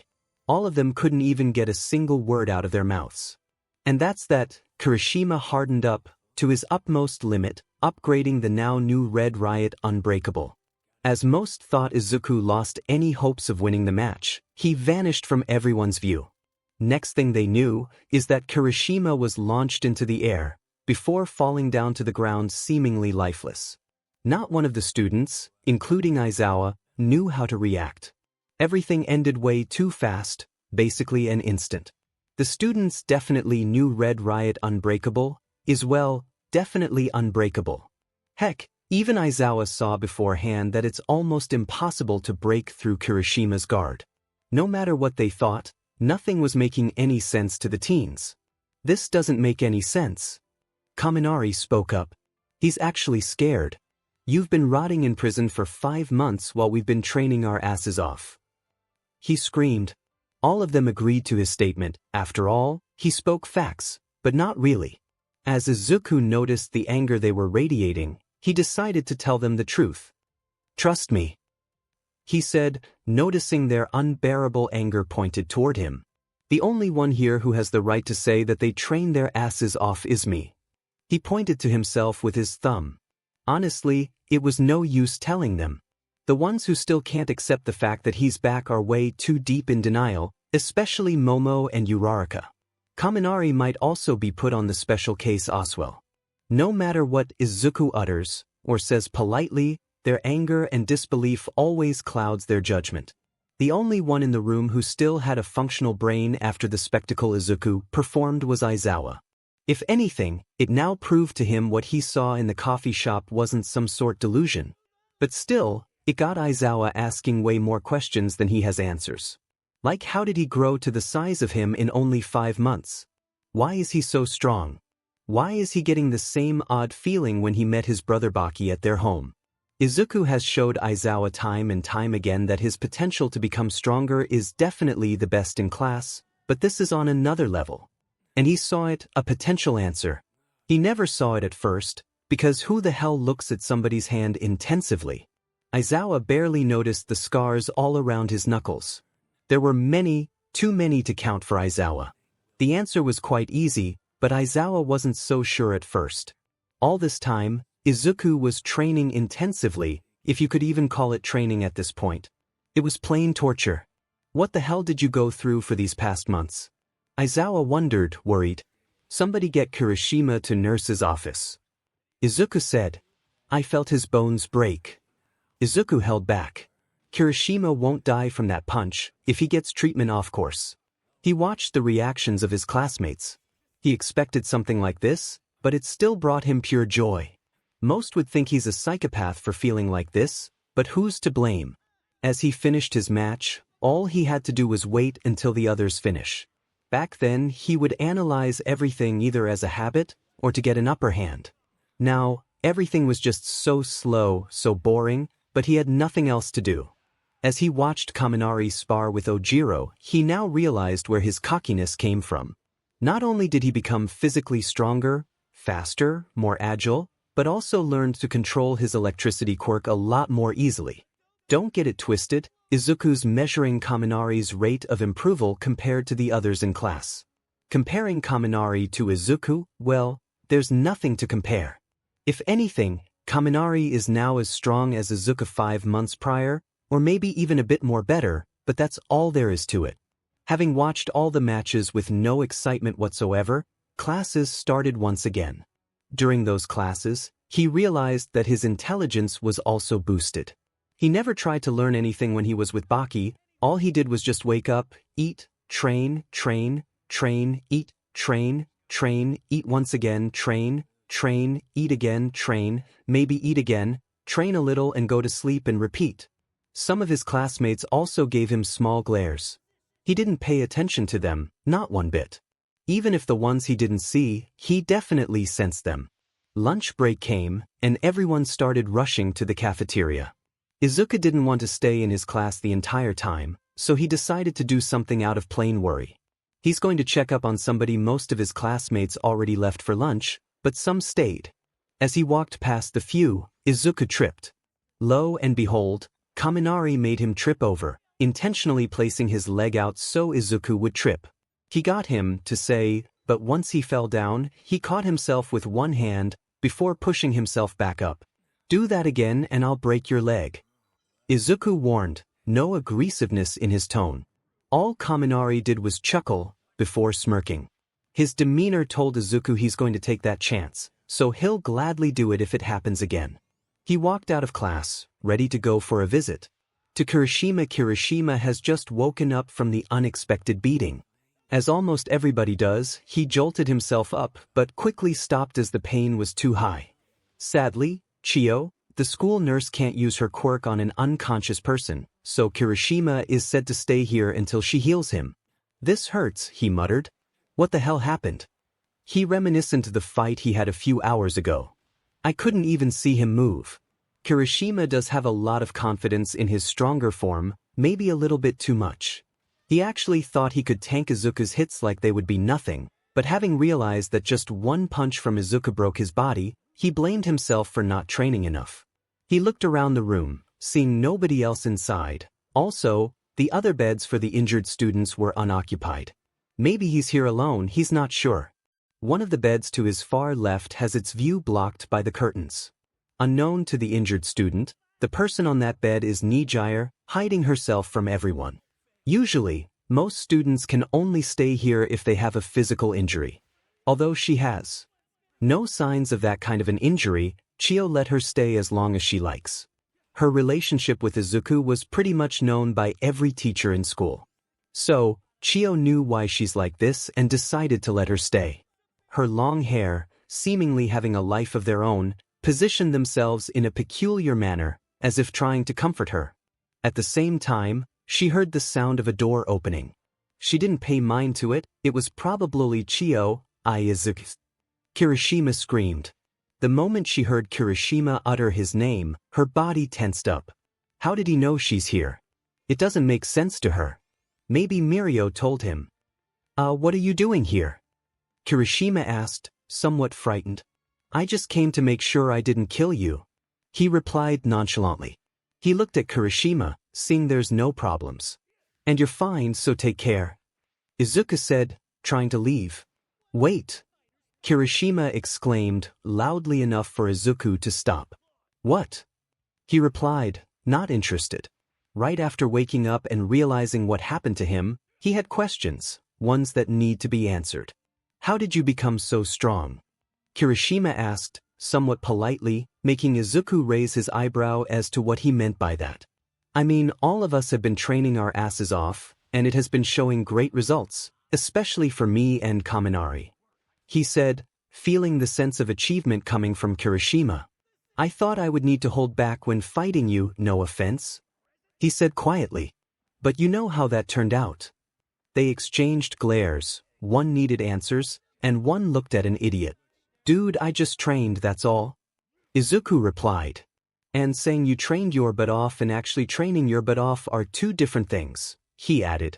It's easy to tell you're the former. Izuku told him enough, so he left. Having forced Kirishima to overthink about his training schedule, or if he needs to change it, he thanked Izuku for that. It's funny, the one Kirishima and his class betrayed so harshly is the only one who came by to check up on him. Still, Kirishima knew what to do, while 𝗍𝗧𝗧𝗧 didn't. She had her chance by getting out of the curtains, but she blew it. She wanted to confront him, to stop hiding by the curtains and meet him face to face, to say sorry. But she didn't have the willpower to do it. Pathetic. Izuku uttered as he walked back to his class. She's pathetic. He uttered a bit louder, but still too faint for anyone nearby to hear.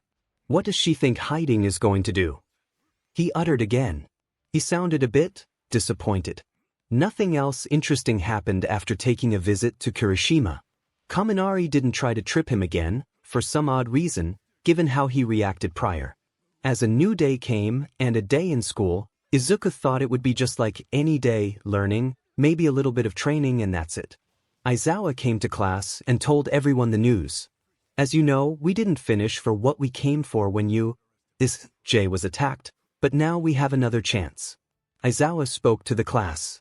Obviously, the class was delighted to hear that, as last time they didn't get to experience what they came for. The attackers of 𝗬𝗧𝗏 were all arrested, so now we have no worries. Aizawa added, so others wouldn't have any PTSD.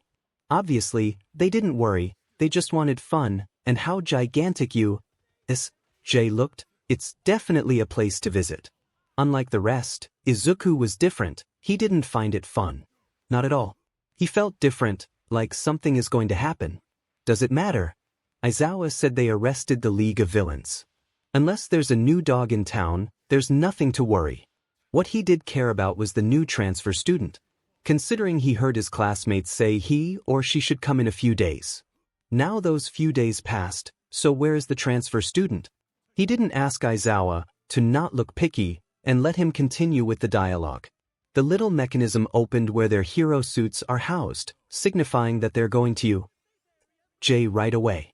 There was a small problem though, Izuku's old suit doesn't fit him anymore.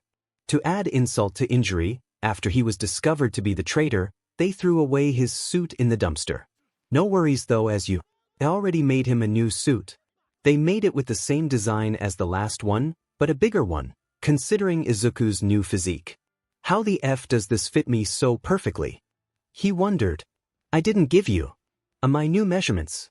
Nizu has his ways, that's all that can be said. He brushed the thoughts of his new suit off and followed Izawa outside. A bus was already waiting for them. They gladly hoped on and were ready to go. All Might was going to come as well, but something came up. Izawa informed his troublesome class. They all pouted. All Might rarely started teaching class 1A after Izuku was sent away. It's a shame, they really enjoy his classes. But it's weird, not to Izawa or the class, but to Izuku. Everything's going the same way as before. He understands he's overreacting, but he can't lose this wary feeling off. They all aboard the bus and left off. Considering where this is going, the viewers already know. Izuku could tell he is being treated as an outcast. Not by everyone, but most of them, as they sat quite far away from him. They were talking. Kirishima was talking about what a man should be, Jiro's listening to music, Kaminari's texting someone. Never knew he had any other friends except from the class. He thought, at the same time noticing Bakugo giving him the death glare. Still, it was a lot to take in. He reminiscent of what Baki told him today during breakfast. And here I thought I found out everything. He somewhat chuckled.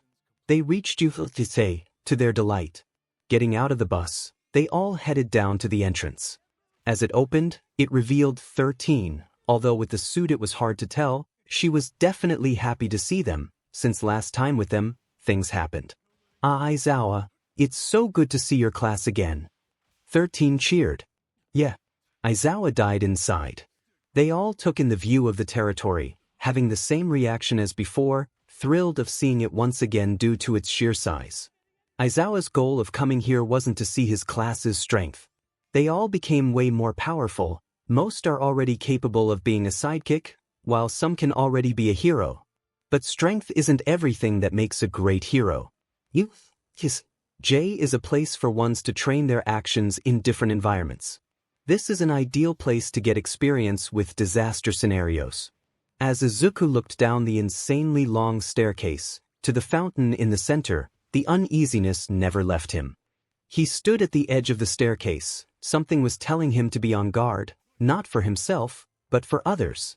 Like said before, Izuku was an outcast, since the others were away from him, listening to 13's unnecessary rambling about the history of this place. Is that a new student of yours, Izawa? 13 caught an eye on Izuku. No, that's Izuku. He replied blankly. And yeah, he's changed. Don't ask. He added, to make 13 would shut up. Izawa understood Izuku didn't want to be near his class, due to his own reasons, but that wasn't the reason he stood that far away. Just barely, he could see his eyes are focused on something in the far distance. Not only that, his demeanor, the aura he's emitting, Izawa sensed that he was on guard for some unexplained reason. Izuku, what's wrong? He approached the boy. He didn't respond, in fact, he didn't even react. Something was up, and if it worries Izuku, Izawa knows it's a problem. Look at the fountain, Izuku spoke up. So Izawa did. No matter how much he looked, he couldn't see anything that would be out of the ordinary. I don't see anything. Izawa replied, perplexing Izuku even more. He's the only one who could see it, a faint flicker of light at the center of the fountain. And then as quickly as it came, it stopped flickering. Izawa, get everyone out of here. Izuku ordered. Now. Right on time, the light disappeared. And the next cliché thing to happen was a portal appearing right near the fountain. But it wasn't the only one. Others started popping out as well. Everyone get out of here. Izawa ordered loudly. We're getting attacked. They were all quite close to the exit, but it was too late. The same portals appeared as well. This didn't make sense for the students. Izawa said it himself that the attackers of 𝗧𝗵𝗃 were apprehended. If they had a functional brain during such a crisis, they could easily tell this was different. The portals weren't black and purple, they were black and gray. It was a different quirk altogether. And the worst thing yet, the villains, things that came out of the portals weren't just simple villains, but black disgusting humanoid creatures, 𝗵𝗃𝗲. But it wasn't a few, not a dozen, but at least 40 𝗵𝗃𝗲. Granted, none of them looked anywhere close as intimidating to the one that All Might barely defeated. Luckily they look mindless, at least they act as ones. But Izuku could tell they were given specific orders, and by the looks of it, the order was to not let anyone escape. As most were panicking, one of the 𝗵𝗃𝗲 charged at the huddled-up classmate. The biggest surprise. Kaminari stepped up and electrified the bugger. "Come and get me, you mothafs." Kaminari ratted. The 𝗵𝗃𝗲, who was electrified, definitely died. Kaminari, although acted as a hero, is now a complete dumbass, as his words pissed off the 𝗵𝗃𝗲. Two came charging in, completely ignoring Kaminari and going for the group of classmates behind him. They're not mindless after all. The students, although frightened, were on guard on the oncoming attack. But luckily, Izawa came into the rescue, using his scarf to render the two 𝗵𝗃𝗲 useless, before throwing them down the long staircase. Why aren't the others attacking? Izawa wondered. It was definitely a mystery. All the other 𝗵𝗃𝗲s just stood there, watching everyone as they blocked the exit. What's their plan? Izawa only could wonder. Then it hit him, then Izuku, and 13 the fact that Kaminari defeated one of them with ease, and that Izawa yeeted two of them like it's nothing. It showed the three of them a clear picture. They're weak, very weak. Them attacking could actually be a thorn in their plans. In simple terms, their sole goal is to defend the gate to not let anyone escape. They feel like idiots for not realizing it sooner. The gates at the bottom that opened, they're unchecked. Both Izuku and Izawa took a look at what might be down the long staircase, and the horror Izawa saw was worse than they have ever expected. Izawa, a hero who never loses hope, might start to think otherwise. Hundreds of 𝗵𝗃𝗲s flooded the ground below, and were rapidly climbing the staircase. This was bad. An impossible situation to escape. Regardless, Izawa had to think of something, but he never could. As for Izuku, things were different than one would imagine. He wasn't in distress, he wasn't losing hope. In fact, what he's feeling right now is unusual. All those 𝗵𝗃𝗲s below, it brought pure joy to the boy. One thing's for certain, if all of those 𝗵𝗃𝗲s die, there's no repercussions. Izuku was living for that. He couldn't control himself. The feeling of pure joy ran through his body as he ran to the 𝗵𝗃𝗲s, with a menacing smile at that. Before Izawa knew it, Izuku was closing in on the 𝗵𝗃𝗲s. "You idiot! Turn back!" He screamed, but Izuku didn't respond. 𝗵𝗃𝗲s are born fighters. If we ever have a chance to either hurt or kill many individuals with no repercussions, it becomes almost impossible to control oneself. Baki, today, during breakfast, gave Izuku another tell about the 𝗵𝗃𝗲s. But it's not like he cared. As of now, Izuku is all about instinct, punching and kicking every 𝗵𝗃𝗲 he came across with speed, strength and precision, and most importantly, the will to kill. No matter if some of the 𝗵𝗃𝗲s didn't even try to confront Izuku face to face, they still got punched or kicked hard enough to either break almost all the bones or die on the spot. This was inhumane. Izawa didn't like the sight at all. But as it pains him, it's a win-win scenario. Still, there should be at least one extremely strong 𝗵𝗃𝗲 right. One either equivalent or a bit weaker than the one who almost beat the symbol of peace. But Izawa had to put some faith on Izuku. He's certain Izuku is stronger than him, by a lot. Izuku went further down the staircase, leaving a pile of corpses in his wake. Yes, they were dead, but only most of them. Just like the 𝗵𝗃𝗲 during the last attack, some of them had a regeneration quirk. But even so, such quirks are useless if they die on the spot. Only a few, either with regeneration or healing quirks, stood up and went further up the staircase. "They're regenerating slowly," Izawa uttered.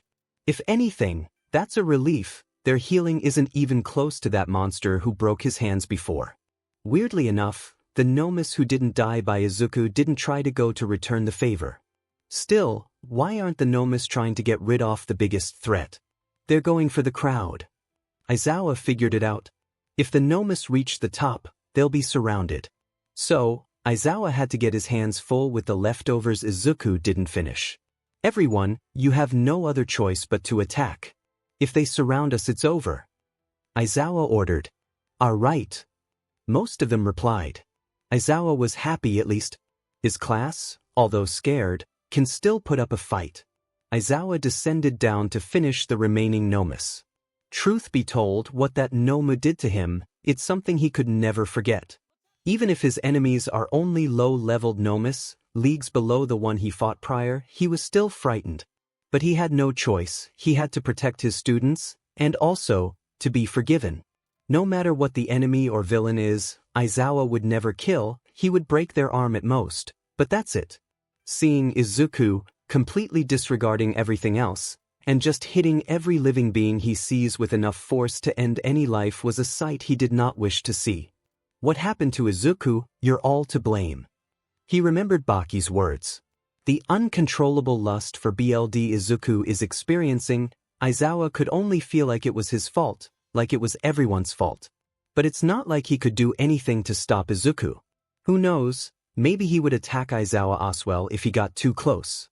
As time passed on, and Izuku finally descended down the staircase, and now near the fountain, only a dozen of 𝗵𝗲𝗄𝐻 were left alive. And like a beast with no time to spare, the last remaining 𝗵𝗲𝗄𝐻 were all defeated by yours truly. Izuku breathed out harshly, and his facial expression, signifying that he wants more. But there was nothing left for him to lose his temper, so he snapped out of it. Only now has he realized what he had done. What? He exclaimed, being in disbelief by seeing the corpses all around him. I did this, he asked, although he already knew. I'm an idiot, he said. My brother even warned me something like this can happen. He felt some guilt, since he literally killed over 100 𝗵𝗲𝗄𝐻. He looked up, seeing everyone on top struggling with the other 𝗵𝗲𝗄𝐻. An entire class of future heroes, not to mention 2 other heroes, were having a hard time with the 𝗵𝗲𝗄𝐻 with at least 3 times as less of what Izuku defeated in a matter of minutes. He had intent of go up and help, but he didn't have a chance. Another portal opened, another batch of 𝗵𝗲𝗄𝐻 were coming. Only one portal was in sight, for as of now, the size of it was a lot bigger compared to the others. Were the real threats coming? Izuku couldn't tell. He saw someone or something starting to come out from the portal. As said before, the portal was bigger than the others, but the frame of that thing that came out was as big as the portal. A huge frame is always seen to be something intimidating, but that's not it. That wasn't the thing that was making Izuku feel nervous.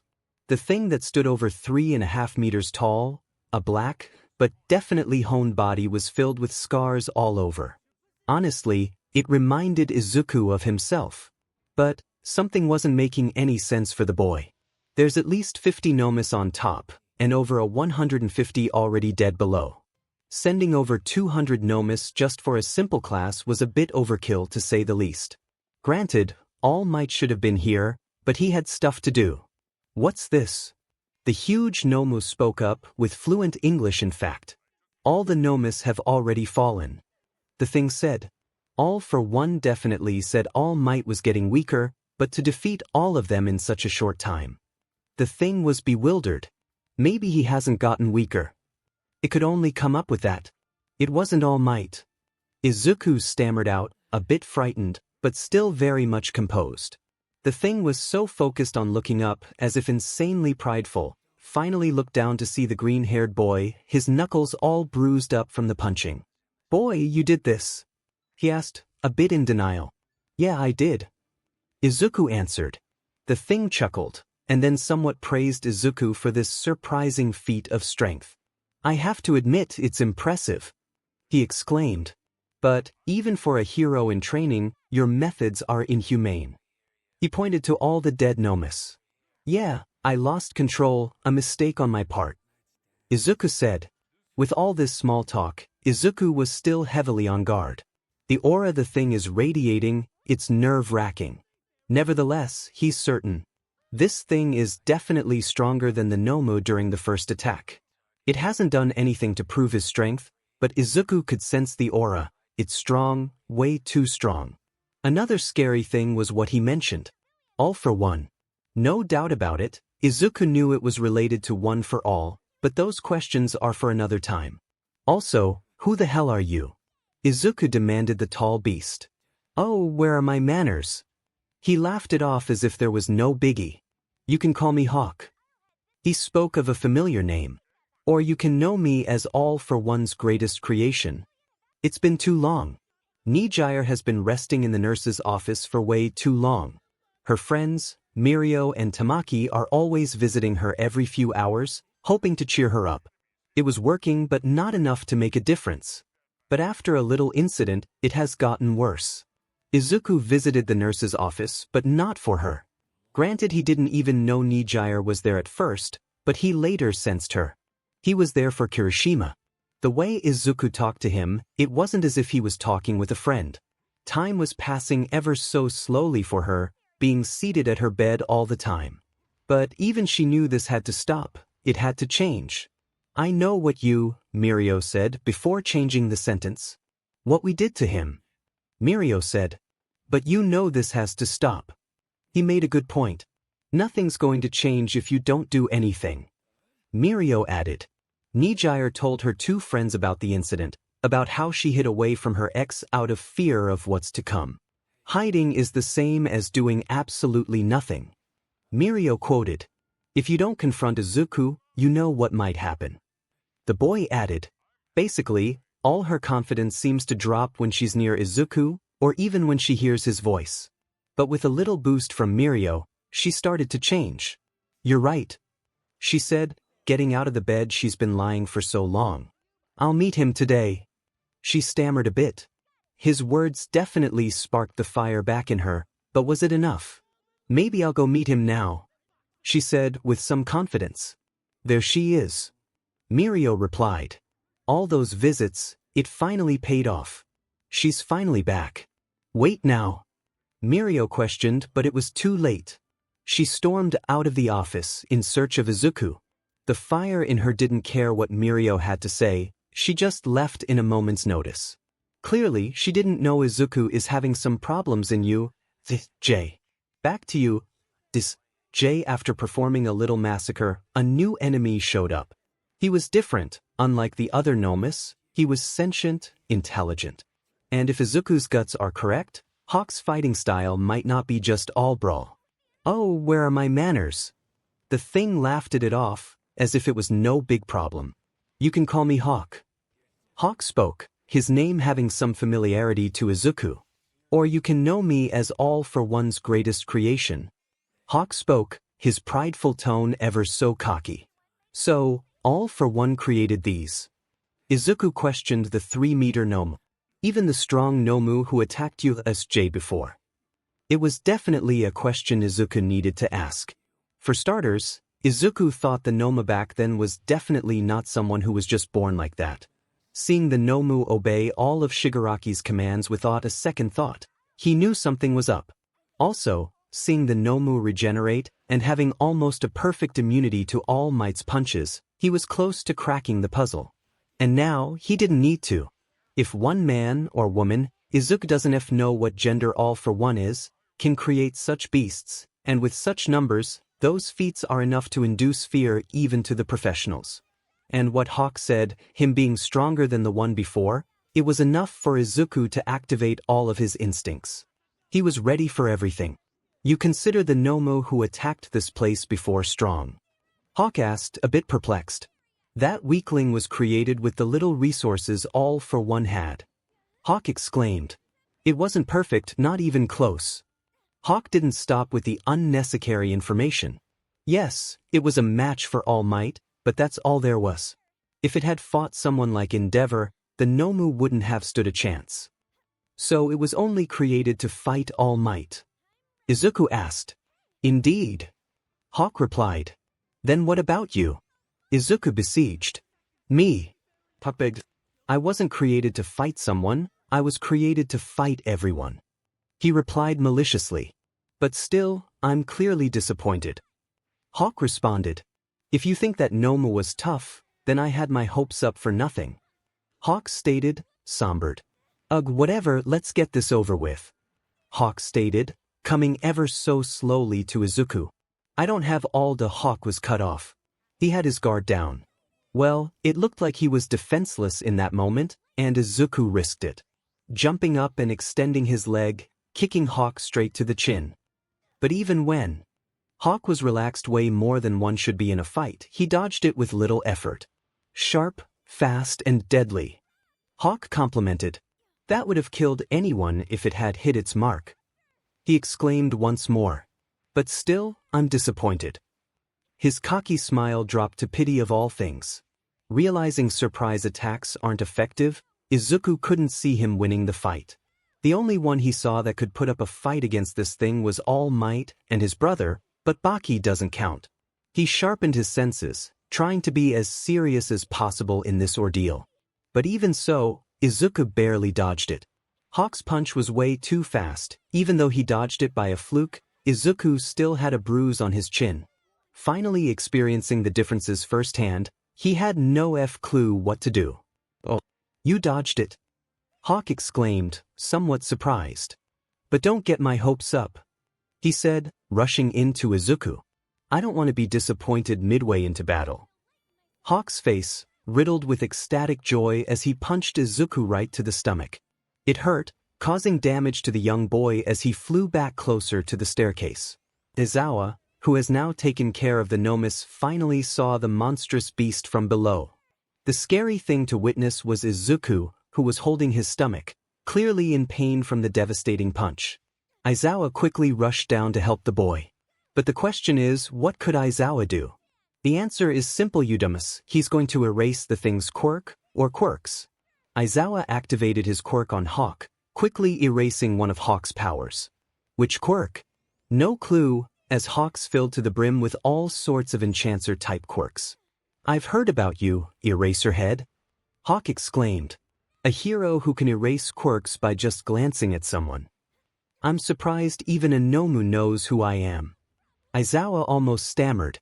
But now experiencing firsthand on how your quirk works, you're going to be a liability if you decide to fight me with that brat. Hawk stated. What? Your quirk only erases one quirk at a time. Hawk stated facts. And me? Hawk said with sass. I'm filled with all sorts of enchanters. He said cheekily. Although for Hawk to lose just one measly quirk isn't much, it still has an effect. Now move along and let me fight that brat. Hawk demanded. The reason he's a bit persistent on fighting Izuku is the fact the boy tanked one of his punches, not to mention straight to the stomach. Maybe he's worthwhile after all. Hawk wondered. Truth be told, the punch did have an effect Izuku, but he needs 100 more of those for him to fall.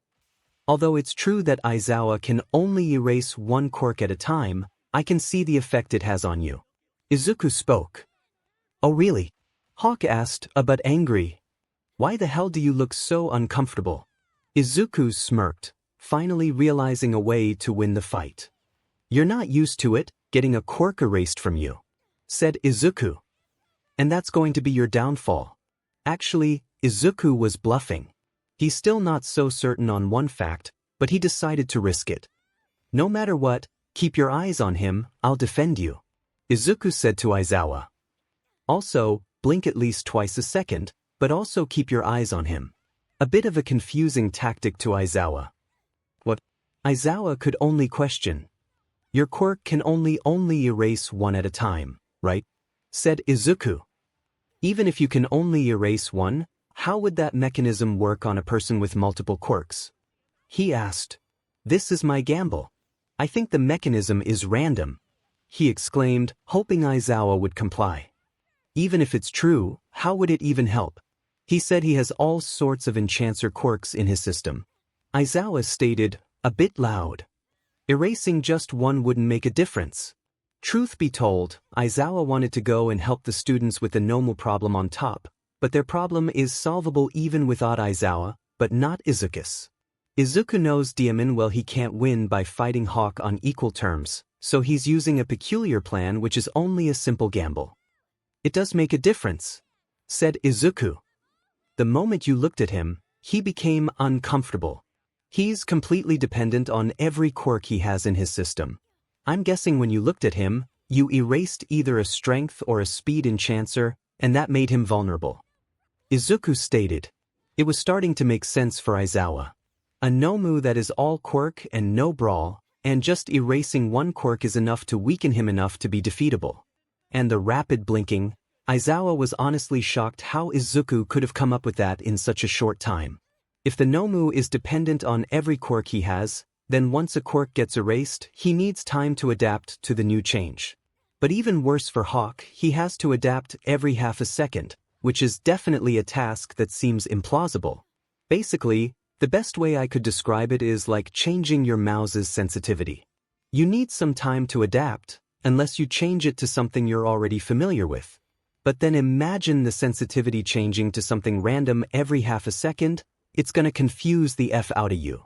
Hawk, who stood some distance away, didn't hear anything about their plan as he doesn't have a super hearing quirk. Still, it didn't matter for him. Hawk's pride of being all for one's greatest creation was too high to even have any fear of what their plan might be, so he let them think of anything they see fit, while he was just standing there waiting for them. He already has his plan oswell. Beat 𝗧𝗏, then go for the boy. He doesn't see Izuku as someone who can defeat him, but someone who can entertain him, given the fact he tanked his punch. But what about you? 𝗧𝗏 asked. What if accidentally look at you and erase your quirk? You're going to be completely vulnerable. He added. Don't worry about that, I'm quirkless after all. He somewhat smirked. What? 𝗧𝗏 was perplexed. Stop asking questions and let's do it. Izuku hyped. With all of that planning, Izuku was the one who rushed into battle. Hawk, who was basically standing there, nonchalant, wasn't expecting much. 𝗧𝗏 stood in the back, since there's nothing he can do to help except for his quirk. The moment 𝗧𝗏 got a clear look at Hawk, the same thing happened. His body changed, catching him off guard. Trying to block the oncoming punch of Izuku, Hawk barely made it in time. But this is only the start of what he has to endure. 𝗧𝗏 was now rapidly blinking, and by how Hawk reacted, it proved Izuku that the mechanism was indeed random. He kicked Hawk straight to the stomach. He tried blocking it, but to Izuku, it looked like Hawk was an entirely different man in a different body. Basically, he didn't have much control. But still, Hawk tanked it, clocking his own punch to the green-haired boy. Izuku blocked it, albeit it was difficult. I have to stick with dodging, Izuku thought. In the same moment, he got another good kick in, straight to the jaw. Clearly, Hawk does not have a glass jaw, so it wasn't lethal, but it was damaging. What the hell is this? Hawk wondered, getting punched in the stomach. What's happening? Why the hell are moves so different each time? He was dumbfounded. Still, he was getting hits in, but Izuku had way more. Even so, Hawk's were more deadly. This was a first for him, getting actual pain, getting damage inflicted into his body. But Hawk wasn't the greatest creation for nothing. He caught Izuku by the neck, now making Izuku incapable of dodging anything. With pure rage, he cocked one straight to the stomach, full force, making Izuku cough off some blood. It bruised his ribs, or even broke some of them. But it seems luck was siding with Izuku. In that moment, it seemed that 𝗧𝗏 had erased the strongest strength enhancer Hawk had. Also, even with broken ribs, Izuku has endured something way more excruciating, training using his elbow and leg to hit Hawk's wrist perfectly. He was forced to let Izuku go. Once he let go, Izuku hit his left ankle, making him almost stumble down near to Izuku's level. It was an ankle breaker, literally this couldn't be any more perfect.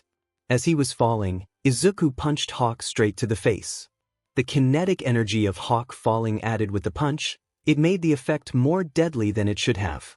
Due to the author's bullshit, Hawk's pride is so big that he denied All for One's offer of giving him a healing quirk. I need to get rid of him, Hawk thought. He needed to get rid of 𝗧𝗏, because for the first time Hawk sees himself losing. But it wasn't an easy task. Hawk's current ever-changing state was way too confusing to understand anything, and because of that, Izuku wasn't something Hawk sees someone as prey anymore.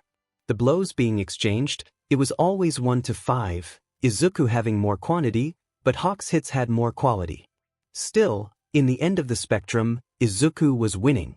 For 𝗧𝗏's eyes to catch up, Izuku was always fighting Hawk head-on in one spot, in hopes 𝗧𝗏 could see the 𝗵𝗏. It was working well, although Izuku was also suffering quite a lot. Hawk got another good hit in, or more accurately, a kick to the chest. If the punch prior didn't break any ribs, this one definitely did. It was powerful. With the force of the kick, Izuku was almost flung back. The thing is, Hawk finally let aside his pride and started to think more rationally in his disadvantage. Hawk stepped back, and for an unexplained reason dug his hand into the cement ground below, making Izuku raise his eyebrow. Next thing he did was throw the chunk he grabbed from the ground. The distance being a few meters, a big chunk isn't going to be hard to dodge. But turns out it wasn't a big chunk. Hawk crushed the boulder into his hand, making pellets and throwing straight to Izuku. Izuku swiftly moved aside, dodging them, but barely. Next thing he saw was Hawk, smiling as if he won. The huge amount of pellets, it was just a ruse so that Izuku couldn't figure out his actual target. It was Aizawa. Hawk knew Izuku wouldn't even let him get 5 meters close to Aizawa, so he improvised. Albeit it's possible for Izuku to dodge the swarm of pellets, but what about Aizawa? Hawk was definitely above what everyone has seen, so the speed the pellets reached, it was too fast for Aizawa. Barely, he maneuvered his hands to block his face from the amount of pellets. But it did nothing. The pellets were fast enough to dig into his body, but not deep enough to reach any organs. Either way, it was deadly. Also, Aizawa lost sight of Hawk, making him feel his true power once again. With pure speed, he reached Aizawa, before grabbing him by the face and throwing him to the ground. "I never expected that your quirk could actually be this useful." Hawk commented, "I want to kill you, but all for one can't take quirks from people who are already dead, so luck is by your side, I guess." He somewhat grunted. "Also," he pointed to our boy. "This wasn't good. Even if he's damaged, he's back at full power. Not to mention that Izuku also suffered. You did not disappoint." Hawk cocked a smile. Next thing to occur was Hawk, finally in full power, ready to attack. Izuku wanted to defend himself, but this was different. Hawk was now completely in control of his own body. A fast, out-of-this-world punch came to the boy. He couldn't block it. Finally, Hawk let out his anger on the now completely defenseless Izuku. A full-on barrage of punches, all of them colliding to every part of his body.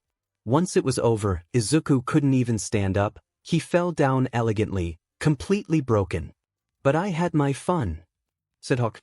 Even in the midst of this, the students were still fighting the 𝗵𝗃 on top. And it looked like they were winning. "To your efforts, I'll knock them out fast," Hawk said. "Like I said, all for one can't take quirks from dead people." Izuku, who was barely conscious. Heck, he said he's barely alive, was deep in thought. Although his classmates were winning the battle, it was still way too hard for them, even with 13 helping them.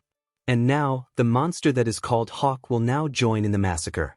And by what Hawk meant, that all for one can take quirks, he realized what's going to happen to everyone in the long run. All for one can take quirks, and once they're taken, they will definitely die shortly after. As much as he hates everyone, he doesn't wish them death, not at all. Still, Izuku remembered something. Something he talked about with his brother. There's 2 ways. Baki stated. The first is to truly acknowledge your enemy, he added. The first one is always the hardest. All Hanmas tend to be arrogant, so you can throw this possibility out. The second is to be beaten up, to a point where death seems inevitable. The second one is the most likely and possible scenario. Even so, if it happens, it will activate. What will activate? Izuku asked politely. The demon back. If funny, he talked about it today. Was it a coincidence? Probably. He saw Aizawa, the man who helped him fight the thing, even though he would be completely useless if he fought Hawk alone, still decided to help. If anything, Aizawa's a teacher who protects his students. Granted, it would have been better to help the students above, but Aizawa was an actual necessity in this battle, even though it was a loss. "I forgive you," Izuku uttered under his breath. Aizawa was risking his life to help Izuku. If this isn't worthy for forgiveness, then you're AFSDST. I'll get everyone out of this hole. Izuku exclaimed, using every ounce of strength to get up. My father's the 𝗍𝗲𝗄. Izuku remembered. "Hawks, I'll show you," he uttered. "I'll show you what happens when you mess with the son of the devil. I'll show you what happens when you mess with the son of the devil." With pure rage, Izuku got himself back up. Albeit, his body was broken to a point where most would say it's beyond repair, it didn't matter to him. He is a 𝗵𝗃 after all. All for one said to knock everyone out, even him, so it wouldn't raise suspicion. Hawk regarded Izuku as a dead guy. In simple terms, he was done playing with him. He gave Hawk the satisfaction he wanted, but now it's over. It was time for Hawk to finish his mission. "But I don't get it, why did my 𝗵𝗃𝗃 make them all weak to electricity?" Hawk was rambling about all for one's weird plan. He solely dismissed the fact that Aizawa or Izuku could get up. Sadly for Hawk, Izuku did, and better yet, heard everything. Although being the strongest 𝗵𝗃 ever to be created, Hawk didn't have any flashy quirks. All he has is strength and speed enhancers. The only other quirk he has is an intelligence booster. He didn't have a quirk that enhances his senses, but he didn't even need it to feel it. The bloodlust behind him, it was menacing. For the first time, Hawk actually felt fear. Because of this new feeling, he turned around swiftly, seeing the boy he beat up so badly that most would consider death rather than this. What? This didn't make sense. When he got Aizawa out of the way, Hawk was determined to finish the young boy, so he wouldn't spoil his plans anymore. Surely he didn't hit Izuku with everything he got when Aizawa was taken down. He didn't break any of his bones either, except for his ribs. Even so, the damage his body had to suffer, it would even force the most willed men to never get back up. But this was also different.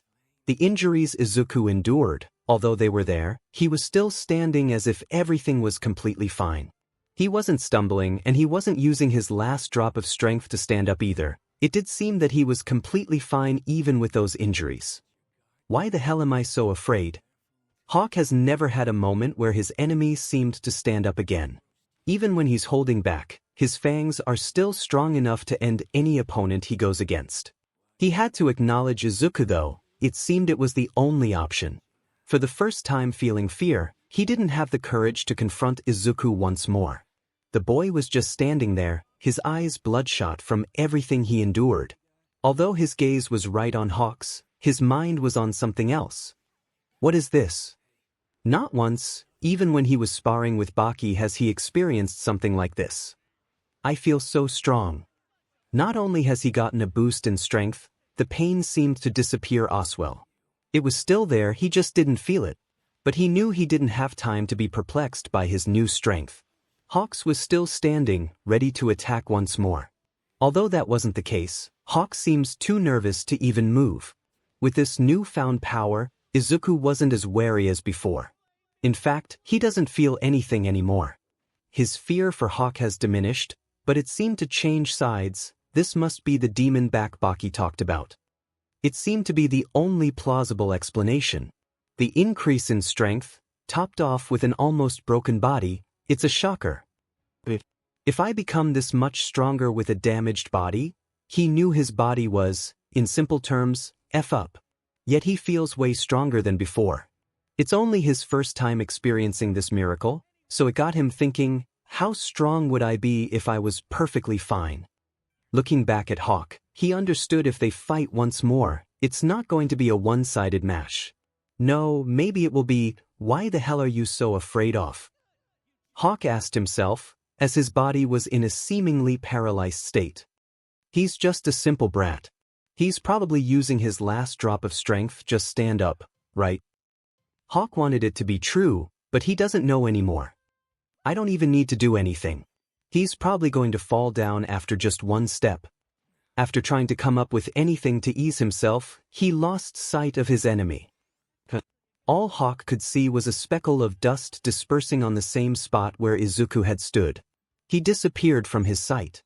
Hawk knew this was no illusion, or some sort of trick. Izuku just moved too fast for him to see. As much as Hawk hates to admit it, the tables have turned. Feeling the menacing presence behind him, Hawk turned swiftly to see Izuku, getting Aizawa out of the rubble. Although Izuku had a neutral face, there was anger underneath. The same man he hates as much as everyone else in school tried to help him, even if death was a possibility. almost a certain possibility. He put Izuku down on the ground gently, before affixing his gaze back to Hawk. Hope you're ready for round 2. He wasn't ready for a rematch. Although Hawk is definitely strong, his courage and willpower, however, Hawk screamed in pain, being punched to the stomach, getting sent back and crashing into the fountain. Because I'm not taking no for an answer. Although Izuku doesn't like killing others when he's not a complete psychopath, it's not like he won't kill when he needs to. Hawk got back up from the rubble, being afraid of the boy even more. Just one punch from Izuku already drilled the fact that defeat is almost certain. He wasn't just feeling fear anymore, he was scared shitless. Are you really that afraid of me? Izuku noticed the feat Hawk had. It was practically radiating off of him. You're all for one's greatest creation, act like it. The words of encouragement didn't work, Hawk has stopped working. It doesn't matter, Hawk was going to pay, whether he's ready or not. With a quick dash, Izuku was now once again near Hawk. He noticed him, and threw a punch out of nowhere. But it wasn't a sharp punch or anything. He only threw it out of fear and in hopes it would keep Izuku away from him. Obviously it didn't. Izuku dodged it with a measly amount of effort. The thing is, he could have blocked it, but he doesn't want to risk it. Although he feels no pain, he generally understands that his body is damaged. With a body like that, even blocking a punch or a kick could do something. Seeing fear in Hawk's eyes, Izuku could not believe he is the same person he fought prior. But it didn't matter. Throwing a kick straight to Hawk's jaw, it collided. With increased strength, Izuku's kick was devastating. The sound of the impact was immense, but as the students were fighting for their lives above, they didn't pay mind to the sound. This would have killed anyone, probably even All Might. But luck was on Hawk's side. He had pride in his jaw. Albeit it didn't kill him, nor knocked him out, it still rattled his brain to the extreme. Hawk couldn't remain standing. He couldn't differentiate of what's up and down. Just like that, he was done. He couldn't fight anymore. Even if he could, the fear he has, it would cloud his judgment. It was over. Now all that's left is the 𝗵𝗵𝗃 on top. Granted, he wanted to go up and help. But not that many 𝗵𝗵𝗃s were left. The students and 13 were winning. With that, Izuku's time, can you still hear me? He wanted to make sure Hawk didn't lose his eardrums from the kick. The sound of the impact was loud, and Hawk was deadass at the center. Answer me. Izuku demanded Hawk, who was already frightened for his life. Hawk, answer me. He demanded again. This time his voice sounded like it could be considered a threat. Finally, Hawk responded, by nodding to his command. Izuku already knew he could hear him, since he flinched when he was asked the first time. You said all for one can't take quirks from deceased people, right? To be fair, Izuku was out on the ground barely alive, so he might have misheard something. He just wanted to make sure he heard it correctly. Why yes, he can only take quirks from others if they're alive and keep them or give it to someone. Hawk was stammering like a train wreck, in fear for his life. Even gave him more information than he asked. At least he's catching on. So tell me, if you have captured us all and taken our quirks, what would happen next? An instant frightened reaction from Hawk. Izuku pieced it together. The moment All for One takes all of their quirks, why would he need them anymore? We would kill everyone. A blunt answer. Hawk has to know that answering like that doesn't help his position at all. 5 for honesty though. Then tell me, how many people have you killed? In all honesty, his reply decides his fate. Izuku has to know if he deserves to die or not. But due to unforeseen circumstances, Hawk began to cry. I lost count. He let his tears out like a baby. It made the reply seem less inhumane, but Izuku knows damn well someone like him can't be left alive. I was just following orders. Hawk knew his death was certain. Not being able to take it like a man, he broke down.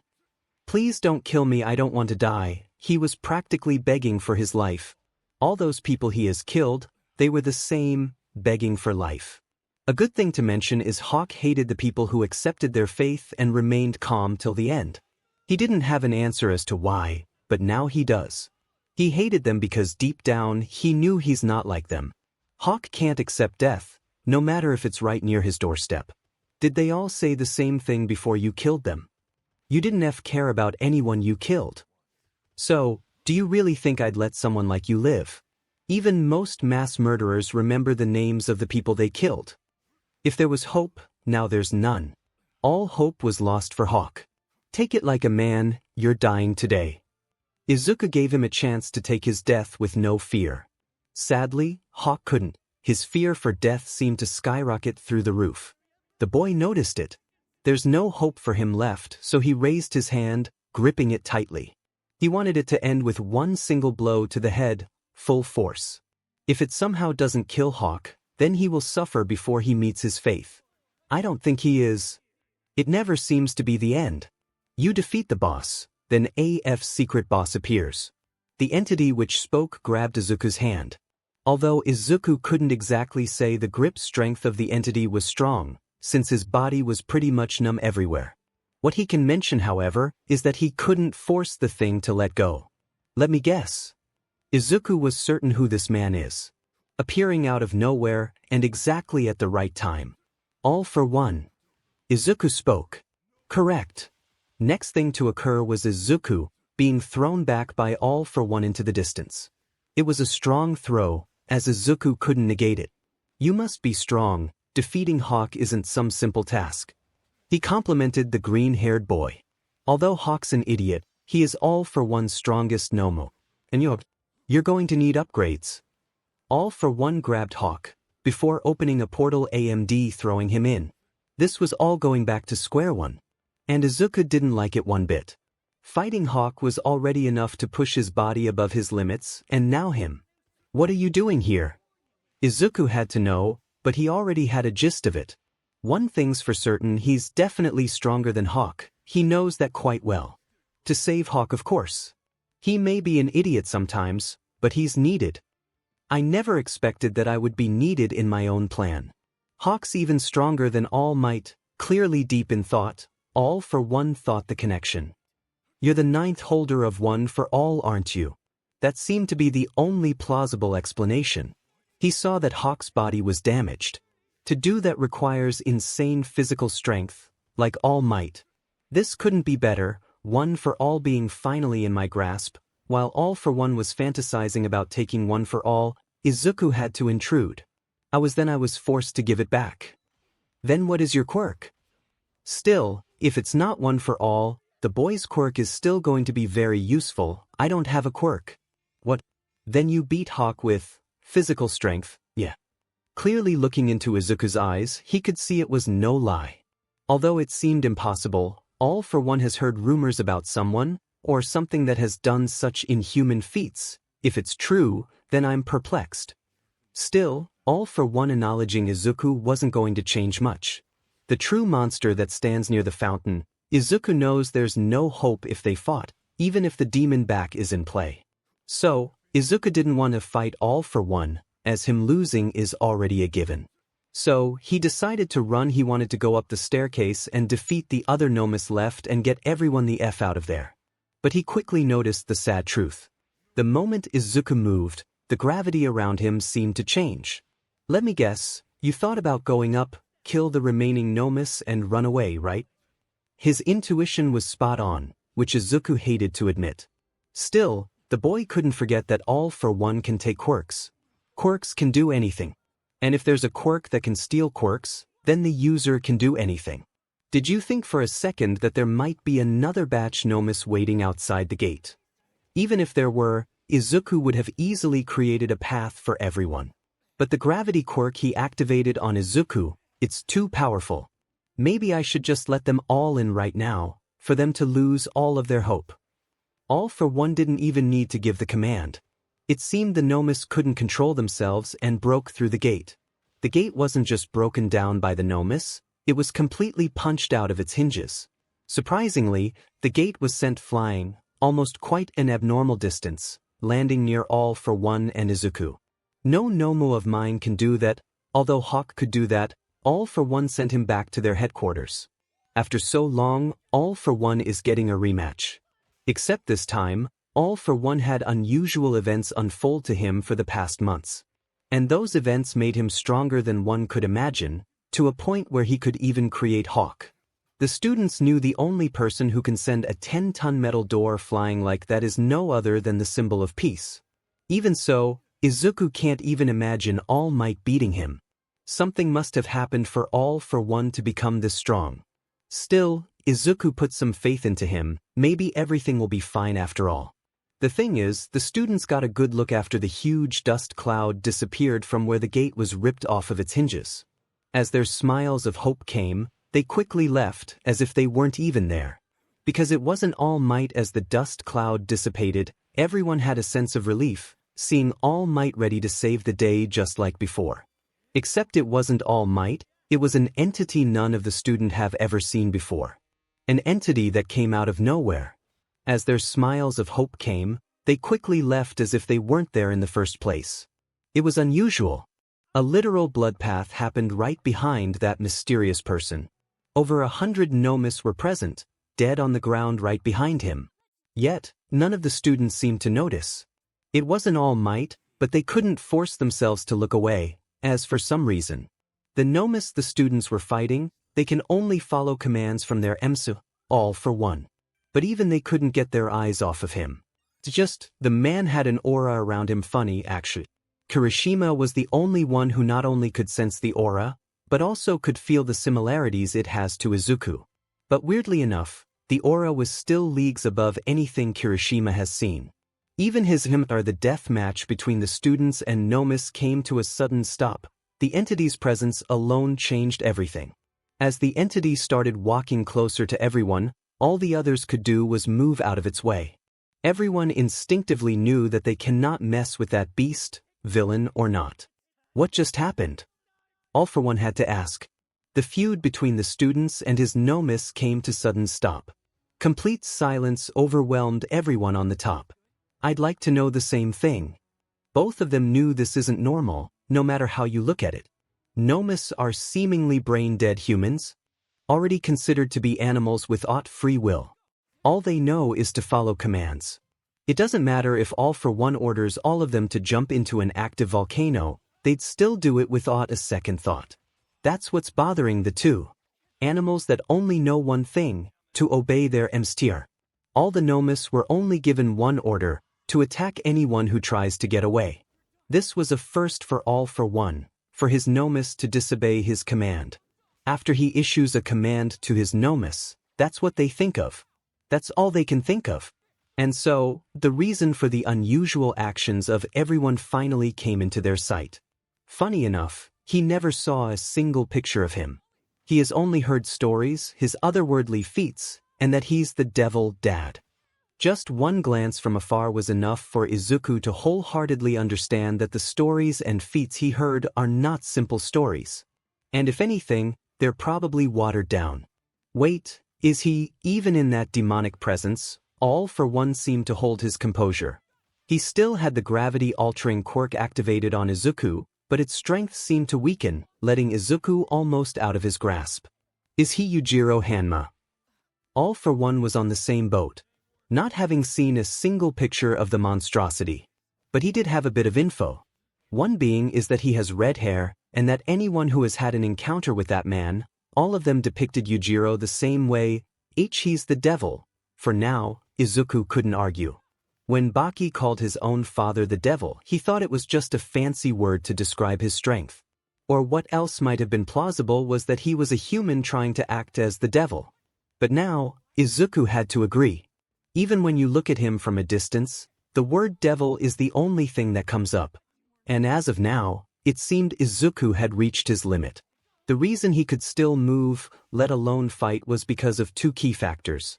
The first being the activation of the demon back, and the second was endorphins, a chemical produced by the body to nullify pain. And obviously, everything has an end to it. Both of the key factors seemed to die out. The gravity around Izuku was weaker than it was prior. But even so, with both of the key factors out, just a simple weak punch to the face is enough to force Izuku unconscious. He couldn't hold on. Due to the increased gravity, added with the fact he can't resist even a slightly bit anymore, made the fall even more severe. All for One heard the loud thud, turning his gaze on the seemingly dead boy. He was out.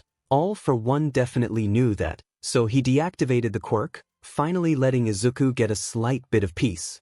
All for one only turned around for a few seconds, but those seconds was enough for everything to change. As he turned around back, 𝗬𝗎 was already gone. He's gone. Quickly, All for one activated his sense quirk.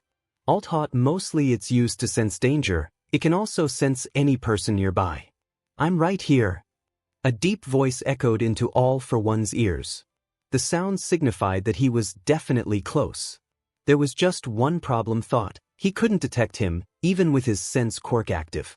All for one sharpened his sense, and increased the use of the sense quirk. Although it's a very good quirk, it has its limitations. He still couldn't sense him. Next thing All for one felt was a tap on his shoulder. Clearly, a bit surprised, he tried to elbow him out of the blue. Obviously, All for one hit air, he disappeared once again. Afraid, are you? Next thing he heard was a voice from the front. As always, he quickly turned around, seeing the demon in his full glory. Even so, All for one seemed to hold his composure. I'm not afraid, I'm simply not letting you get an upper hand on me. All for one lied as naturally as he breathed. How did my sense quirk not detect you? The quirk has limitations, but not to an extreme where a human couldn't be detected. Maybe I'm just good at hiding. Honestly, this seemed to be the only possible explanation. Or maybe your quirk can only detect others if they have any intentions to harm you. The only limitation All for one sense quirk had, 𝗬𝗎 figured it out in an instant. After getting new quirks for the past months, he did his testings with them. Still, it couldn't be a coincidence, could it? How do you know that? All for one's curiosity spiked. Honestly, it could be luck, it seems too good to be true. All those new quirks you got over the past months, you didn't actually hunt for them. As 𝗬𝗎 muttered those words, All for one's fear for the truth got even worse. The users tried to hunt you. All for one had unusual events unfold over the past months. Naturally, he brushed those events off, since one after the other, All for one was gradually becoming stronger. You never asked yourself how all of those people just kept finding and finding every new base even after you relocated. All for one made a mistake, a rookie mistake. He never asked himself how so many people, with such powerful quirks, just kept finding his headquarters seemingly out of nowhere. Granted, its locations were never public.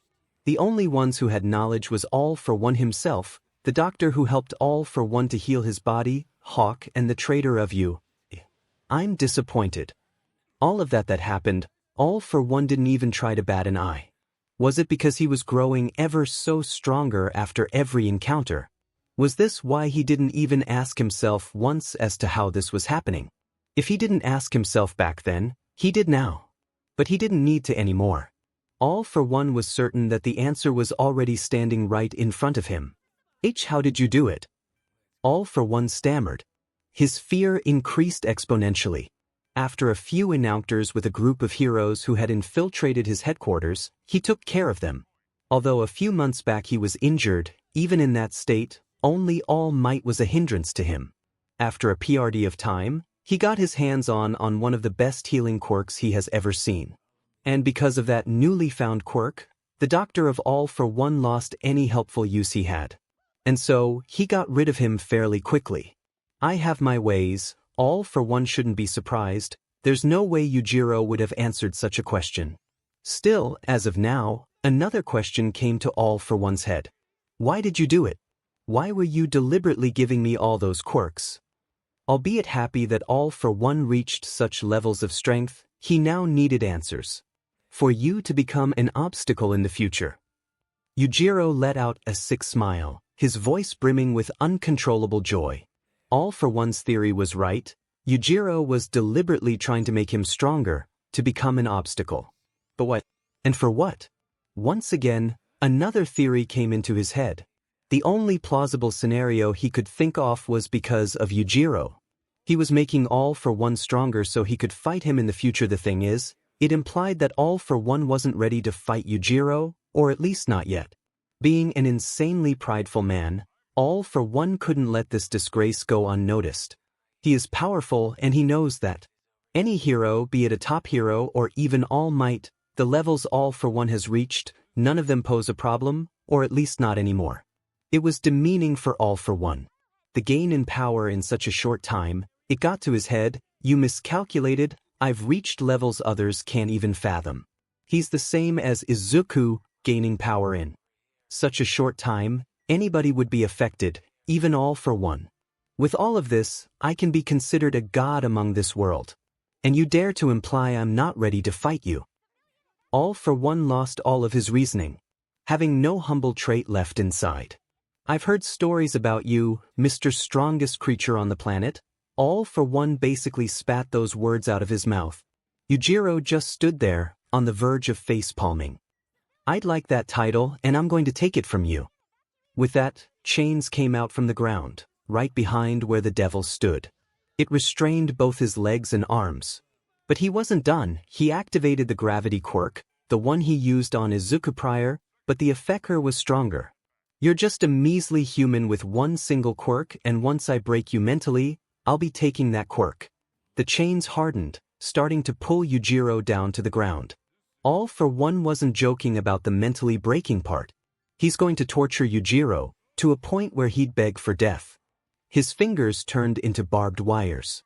Able to control them freely, 𝗲𝗏 already had his torture method in place. Simply, he's going to embed the wires into his chest, then he'd start playing around with his organs, destroying them freely. Given the fact he has healing quirks in his disposal, it's going to make it even more fun. As he rammed his barbed wire fingers to 𝗎𝗪𝗀's chest, the horrible realization came striking down. You misinterpreted what I said. No matter how much force 𝗲𝗏 applied, he couldn't get past 𝗎𝗪𝗀's muscles. An even more frightening thing 𝗲𝗏 saw was that 𝗎𝗪𝗀 was unaffected by the gravity and the chains. I didn't give you those quirks so we could fight in the future. With that, 𝗎𝗪𝗀 broke out of the chains with no effort whatsoever. Clearly, a bit agitated that 𝗲𝗏 was drunk with power, he gave him the truth. I gave you those quirks so you could fight my son in the future. 𝗲𝗏 was at a loss for words. The man behind the unusual encounters he had with heroes over the past months was now in his field of view. Obviously, 𝗲𝗏 had a hint that this wasn't normal, given the fact they always seemed to find his new headquarters, even after a few days or even hours after moving out. But even the most composed people are easily subjugated to an abnormal increase in power. 𝗲𝗏 wasn't an exception.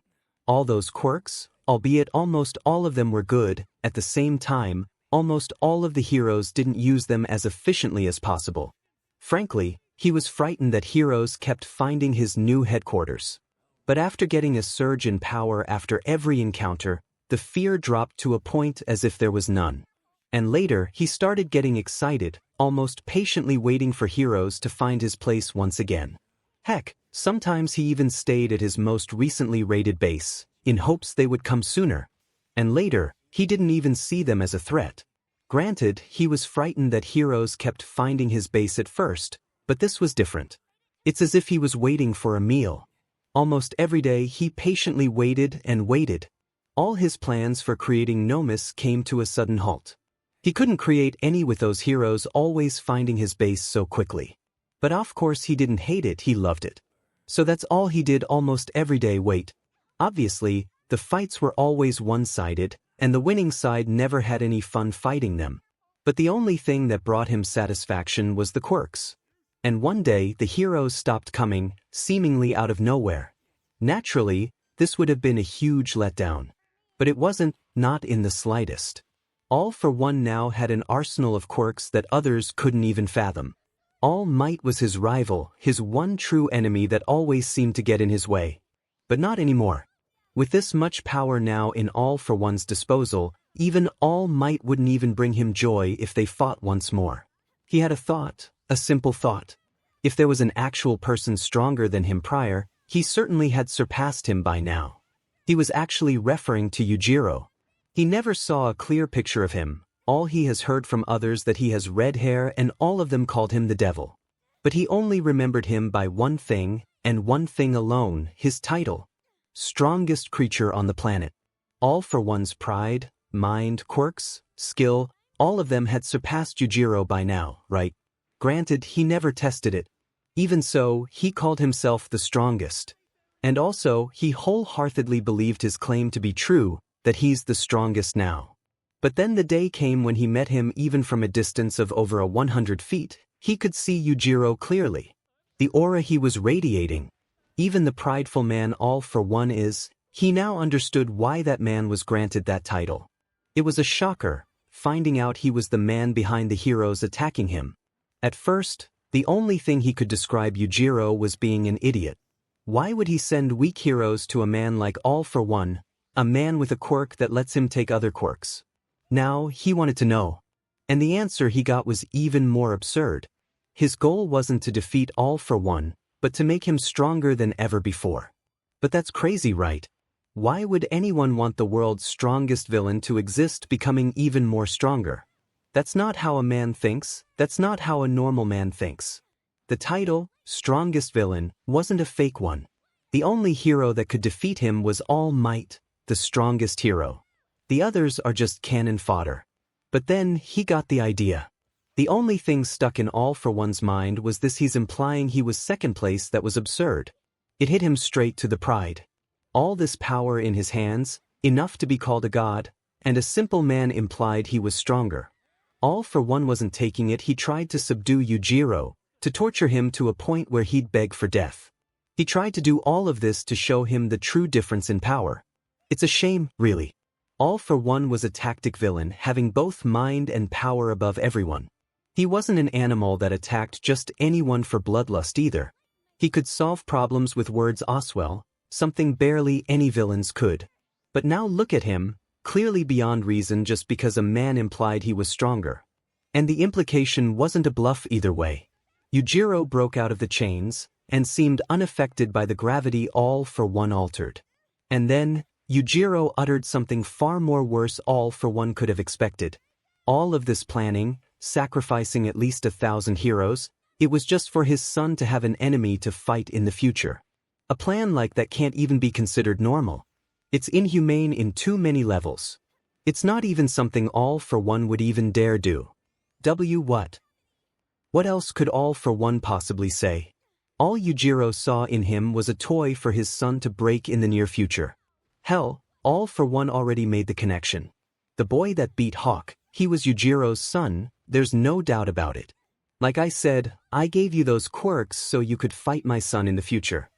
He heard it quite well the first time, but it still sounded way too bizarre. Why you sent over 800 heroes to their deaths? All in the sake of me becoming stronger. That's not something one would think of, let alone do. 𝗓𝗓 was completely baffled. If anything, it proved 𝗎𝗫𝗀 was no different from a villain. You must have known you sent all of them to their deaths. This proves you're a villain like me. Even so, he tried to somewhat attack 𝗎𝗫𝗀 mentally. To make him feel some regret due to his actions, since it costed over 800 lives. Clearly, 𝗓𝗓 forgot to account the fact that 𝗎𝗫𝗀 was different. I don't count myself as a villain, nor as a hero. I want to play with something even if it's considered good or bad. If it's fun, I'll do it. Clearly, the mental attack failed miserably. 𝗎𝗫𝗀 didn't feel nothing when he sent all those heroes to their deaths. He knew they'd die and make 𝗓𝗓 stronger. I'm giving you a choice. Either leave peacefully or leave mentally damaged. Which one do you prefer? Even as 𝗎𝗫𝗀 said it, there was no intimidation oozing from him. He doesn't want to kill him, he is his son's toy after all. Still, he gave 𝗓𝗓 two choices, not one of them having death as the result. His pride has been so many times it's starting to break. Mentally damaged, what did he mean by that? It was easy actually. Once again, it implied 𝗎𝗫𝗀 was stronger. Again, 𝗓𝗓 was beyond reason, considering he's one of the smartest villains to exist. Don't joke with me. He lost it. Words won't get into his head anymore. All he thinks about is proving 𝗎𝗫𝗀 wrong, to prove he's stronger. Most people forget that he has a superiority complex. He always seen himself as above all others. And the reason why such a side of his never surfaced, not even once, is because he was above all others. Even if some hero or villain came up to him and babbled about his strength exceeding his, he'd just laugh it off. Those claims always amused 𝗓𝗓. But you could say 𝗎𝗫𝗀's claim had an effect because he has an eye-catching title, the strongest creature. Even with a superiority complex, he definitely acknowledged Yujiro to be strong, but of course not stronger than himself. His pride as a man has been tarnished by Yujiro to a point I'd only heal if that man died. So, with pure instincts to prove himself, he attacked Yujiro.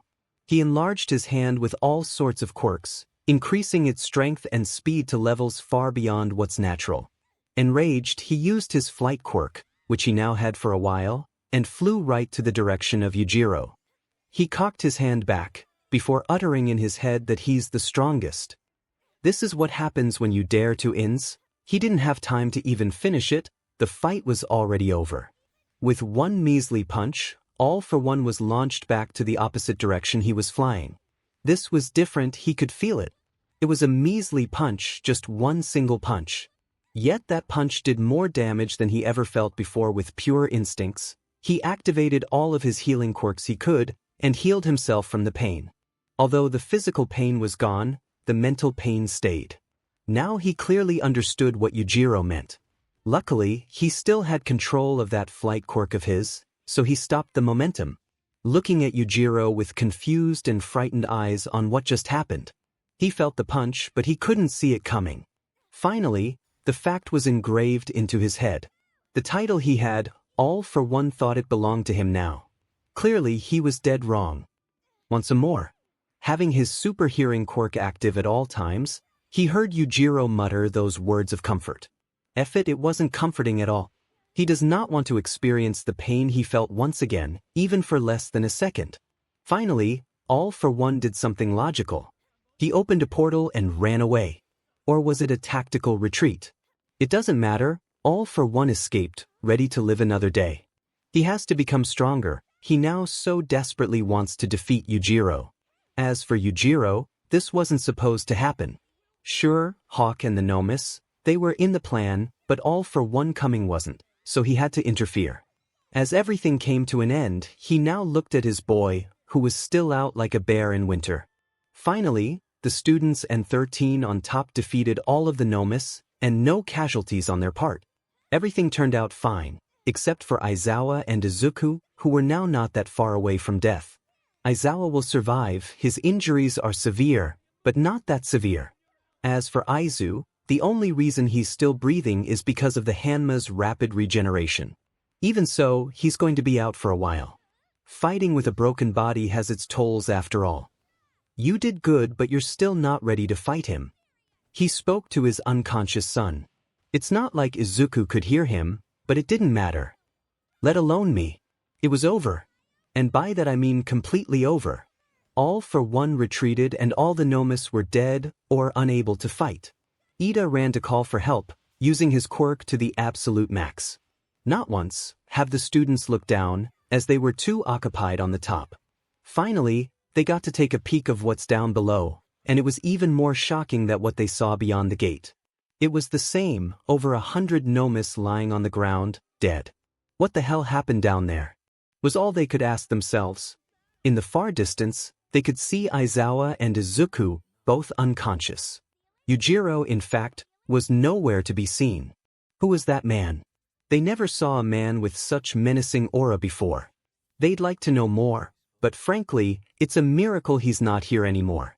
Even so, they just had to ask this question, most of them in their heads. What the hell did Izuku do? Their idiocy has no limits. Having not seen a single picture of his father, Izuku instinctively knew that was him. The title he holds, the strongest creature. It has to be true, right? He has to be the strongest, right? Strong enough to defeat 𝗓𝗏. He didn't know. Izuku didn't feel any comfort knowing he was in the picture, no relief whatsoever. But it was too late to worry about anything else except for his life. The demon back, along with the endorphins, both of them suddenly ran out. Not only did he lose a huge amount of strength, the pain resurfaced once more. With that, he fell into the void. The way Baki described his father, he wasn't certain that Yujiro came here to save him, or in fact to do anything. As he fell down onto the ground, he still had worries of life or death. Only time will tell, which brings us here. Comfortably laying down on the soft bed, Izuku was already in the hospital being treated for his injuries he beared. Except, he wasn't in the hospital, Izuku was being treated for his injuries in the nurse office of 𝗬𝗧𝗏. Aizawa was nowhere in sight. But it's not like Izuku would know that, he's still unconscious. Unlike the green-haired boy, Aizawa was being treated in an actual hospital. Chiyo's quirk doesn't work if the said person is unconscious. But still, she's not of those fake doctors who can do their work only with their quirks. Still, she's gotten old. As of now, her surgery skills aren't as good as before. And with the injuries both Aizawa and Izuku had gotten, it was best to leave it to the professionals. But why was Izuku in the nurse's office? The heroes did actually send him to an actual hospital to get treated, but the doctors told the heroes it wasn't needed. Izuku's body was healing way faster than normal. Even in the horrifying state he was in, the doctors came to the conclusion that operating wasn't necessary. And by the speed of his regeneration capabilities, they said he should be completely fine in a day or so. So with the information in hand, 𝗬𝗧𝗏 decided it's best that Izuku was taken back to them. And now, the estimated time for him to heal has now passed. Granted, they knew his body would be completely healed in that time, they were still uncertain when he would wake up. Now, he opened his eyes. Izuku finally woke up. Although more than a day has passed, most thought he would wake up at the exact time he was healed. Still, it was the same day, but he woke up a few hours later than expected. The shining light irritated his eyes, forcing him to shut them instinctively. Slowly, he opened them again, trying to get used to the light with time. So I survived. He lived to tell another tale. He was grateful for that. Turns out his father actually came there to save him. At this point he hasn't moved a single muscle, yet his body was aching all over. Funny, it's been way too long since his muscles actually ached. Heck, he even thought that 𝗵𝗃 don't have that function in their bodies. The fight with Hawk, he definitely passed above his limits. For that, he was extra careful of every move he tried to make, since the condition of his body was unclear for him. He endured enough, now all he wants is a goddamn rest. And in all fairness, he got it. His body didn't hurt at all, except for the aching, that's pretty much it. Honestly, he wanted to leave and go home, but he noticed something, or rather, he felt something. Don't tell me, the boy wasn't worried or anything. In fact, there was no reason to dramatically think of what it could be, since he already knew the moment it crossed his mind. He never took a look at his surroundings, but it wasn't necessarily a bad thing. The moment he opened his eyes and saw the roof of the building he was in, he immediately knew he was in the 𝗬𝗧𝗏, a nurse's office. He had no reason as to look around, he only does that when he's in unfamiliar ground. What he was feeling was familiar and forgotten at the same time. It's been way too long since this happened, that's why it felt so forgotten. Straight to the chase, it's been over 5 months since the last time it occurred. 値々𝗓 was holding his hand. Her soft hands were gently pressed against his, and yet her grip was tight at the same time. Back then, Izuku was less than an inch taller than her, and his hands were barely a bit larger. Yet now, having grown 7 inches in the months, his hands obviously grew as well. As of now, his hands were far bigger than hers. The tight, yet soft grip of hers, it was because of worry. Izuku understood that just by feeling her hand. Even so, the way 値々𝗓 held his hand, it's like they always did when they were a couple. So she finally got the courage. He had to applaud her for this. He has a gist on how it would feel knowing you betrayed your boyfriend over something that wasn't even true. She got the courage to confront her, so will he. He jolted himself back from bed, now facing his ex-lover. Now he knew why she wasn't saying anything. She had her head laid down onto the sheets, next to his legs, fast asleep. Her eyes were red. It was sad to realize that she cried herself to sleep. But it wasn't the case anymore. The sudden commotion of Izuku jolting himself back up seemed to wake her up. Was this a bad thing? For them to finally meet? It doesn't matter. No matter how they encounter each other, it was destined to happen. She lifted her head up, and saw it had happened. After over 5 months, they locked eyes once more. Although her hair was a mess, she was still appealing as ever. Although Izuku wasn't happy seeing her, he wasn't sad either, must be because of the circumstances, right? Turns out, her eyes still had enough juice to cry once again. All she wants to do is give him a hug, and call him an idiot for almost losing his life. But she knows she can't. Everything's different now. After all, it wasn't Izuku who broke the relationship, was it? Although it was silence, it wasn't the uncomfortable kind. Only now has she realized they were holding hands. Instantly, she remembered it was her who initiated it. Sorry, she quickly let go. Izuku might have found it strange or even weird, since after all, they're not dating anymore. It's fine. Well, actually, he wasn't really bothered by it. Still, 𝗵𝗃𝗧𝗏 didn't know what to make of this. It's her first time having such a moment after all. How are you feeling? She had to know. Once she heard he was brought here unconscious, her fear for his well-being spiked. She even witnessed his body heal up all on its own so fast she thought it was a healing quirk in play. Still, she was worried. Apart from the aching I got all around my body, I feel fine. Yeah, he had no other injuries on him whatsoever. They all healed in a day's time. Han must be built different after all. It was relieving to hear that. He already looks to be completely fine, but that's not always the case. Internal injuries are a thing. That's good to hear. She let out a weak smile, her eyes already having shed a tear down her face. How long have I been out? For over a day. Dang, so he was out only for a day, and he's completely fine. Sometimes, he wished he would have become a 𝗵𝗃 sooner. How long have you been here? Considering she was asleep, Izuku assumed she's been here for over 10 hours.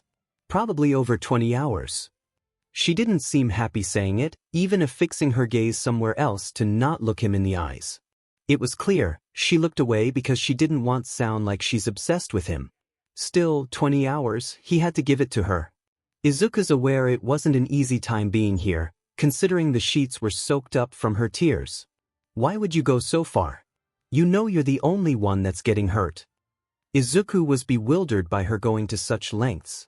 Those 20 hours have taken a toll on her, as it's taking her effort to stop herself from stumbling from tiredness. Considering what everyone did to you, including me, it's a small price to pay. Her tone sounded regretful. She definitely felt bad about what she's done. And I'm sorry. The apology, it reached Izuku's ears gently. Clearly, this was something he expected from her, but it still caught him off guard. Unlike most, this felt like a true apology. Her words were genuine. Still, this can't justify what she did, right? Only a single tear has fallen since they started talking. Now, 𝗵𝗃𝗧𝗏 couldn't control it. Just remembering what she did made her break the threshold, and all the tears came falling down. I'm sorry for not believing you. The emotional pain he must have went through, 𝗵𝗃𝗧𝗏 couldn't even begin to fathom. Everyone you know just accused you being a traitor, seemingly out of nowhere. 𝗵𝗃𝗧𝗏 tried to man up, but her tears couldn't stop. I shouldn't have done that when you were being escorted away. The slap to the face, he remembered it, vividly even. It's not like it hurt him physically, he barely felt it when it happened. It was a mental attack, one of the biggest reasons of why Izuku snapped. What happened can't be undone, you can't change the past. He turned around from her, to not look at her sapphire eyes. This seemingly unexplained action wasn't for him, it was best for her. He doesn't know what to say, in fact, both didn't know what to say next. And so, they didn't say a word, both kept quiet in the overwhelming silence. Luckily, somebody came by and interrupted the uncomfortable situation. Of course, it was Nizu who came barging in unannounced. Oh, you're awake? Izuku nodded, not knowing how to reply. Like how the F do you reply to someone when they ask if you're awake? 𝗵𝗃𝗧𝗏 could. You please leave. I have something important to discuss with Midoriya. Clearly, this must be important, so she obliged. See you. With those last words, she left the nurse office, leaving Izuku a bit at a loss on what Nizu has to discuss. I hope I didn't interrupt something. Nizu spoke carefully. It feels like he did interrupt something. You didn't. That was reassuring, making Nizu sigh of relief. Considering the new Izuku, who knows what he would have did to Nizu? Is it about the 𝗵𝗃𝗧𝗏 you want to discuss about? Although the incident in 𝗧𝗏 needs more clarification, there's something else Nizu's here to talk about. Then what? And the relief was gone. His tone was frightening, making Nizu swallow his dry saliva. There's many things 𝗍𝗓 wants to know, and has a feeling Izuku has the answers. But 𝗍𝗓's going to keep it to himself. Izuku's likely to not give him an answer. It's about the new student. I need you to promise me one thing before you meet her. So it's a female. Not like Izuku needed to know, but if 𝗍𝗓's showing a frightened expression, this must be something important. I need to promise what? Yes, Izuku is curious why he needs to promise something before meeting her. Does 𝗍𝗓 want him to guard her? If so, why can't the heroes do it? That unless she does something bad, you can't harm her. Who the F does he think he is? Who does he take Izuku for? Some sort of animal. What do you take me for, 𝗍𝗓? Some dude who attacks women. Obviously, Aizu wasn't happy. 𝗍𝗓 didn't think this through. Once again, he swallowed his saliva out of fear. And no, I didn't mean it like that. 𝗍𝗓, who was frightened, tried to relieve the tension, but it wasn't really working. He really needed to tell her name from the get-go. Then why do I need to promise you not to harm her? Although angry that 𝗍𝗓 saw him in such a way, his curiosity was there as well. That student must mean something, right? For 𝗍𝗓 to personally ask Izuku such a question, she must be someone he knows. Or better yet, someone he hates. And in all fairness, he didn't expect this. Because the new student is 𝗵𝗃𝗃 𝗧𝗏. 𝗍𝗓 screamed her name as fast as possible so Izuku wouldn't kill him.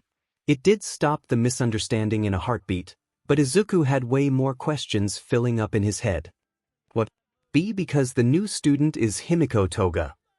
𝗍𝗓 screamed her name as fast as possible so Izuku wouldn't kill him. It did stop the misunderstanding in a heartbeat, but Izuku had way more questions filling up in his head. What? Izuku replied slightly annoyed. That name did reminiscent back memories he did not wish to remember. I know you have something to say in this, since it's because of her actions we thought you were the traitor. A small wind of regret came crashing into 𝗍𝗓. As an animal that has an intelligence quirk, it was quite a pathetic decision on his part. That's why I asked, why is a villain going to you? Izuku had a lot to say in this. The same individual who almost ruined his entire future is now going to be a fellow classmate of his. I know you see her as a villain, but considering her past, it's no wonder she turned into one. To be fair, Izuku knows everyone has a complex life, even if he's not aware of it. It's called 𝗧𝗏. You shouldn't be too quick to judge. 𝗍𝗓 exclaimed, hoping Izuku would understand. In some way he did, but what 𝗍𝗓 just quoted was downright anger-inducing. Too quick to judge. Susu. The same person who already had suspicions of me being the traitor just because I was better than everyone. Izuku lashed out. That hypocritical sentence seemed to hit a nerve. You were so sure I was the one that you didn't even let me explain myself. Blackmailed me into giving one for all back and sent me into the slammer, never to step foot here again. Izuku claimed. His angry tone made 𝗍𝗓 gulp down his saliva as he was intimidated. Only now has 𝗍𝗓 realized what kind of a hypocritical sentence he just stammered out, and to Izuku of all people. I'm sorry, and my mistake. 𝗍𝗓 tried to compose himself, but due to the pressure Izuku was radiating made it almost impossible. Izuku did the same. What happened already happened. He let his anger disappear as it was unwanted and calmed himself. Whatever! Izuku exclaimed, making 𝗍𝗓 almost sigh of relief that he managed to calm down. And yeah, I promise, I won't do anything to her unless I need to. Izuku finally complied with 𝗍𝗓's demand. Relieved that Toga is going to be safe, he decided that it's best to leave him alone, and that he also wants to desperately leave. Izuku always brings fear into 𝗍𝗓 by just standing in his presence. That's all I needed to hear. I'll be on my way then. He kept it short and professional, while in reality 𝗍𝗓 wanted to get out of here as fast as possible. Leaving Izuku all alone, he pondered on what to as of now. He wanted a break, but thinking about it more clearly, there's no need for one. Izuku was confident in his strength, but meeting two individuals with strength on par with his, and one being in another league, there's no time to rest. Given the fact he heard all for one mentioning that he's going to upgrade Hawk, he probably is way stronger than him now.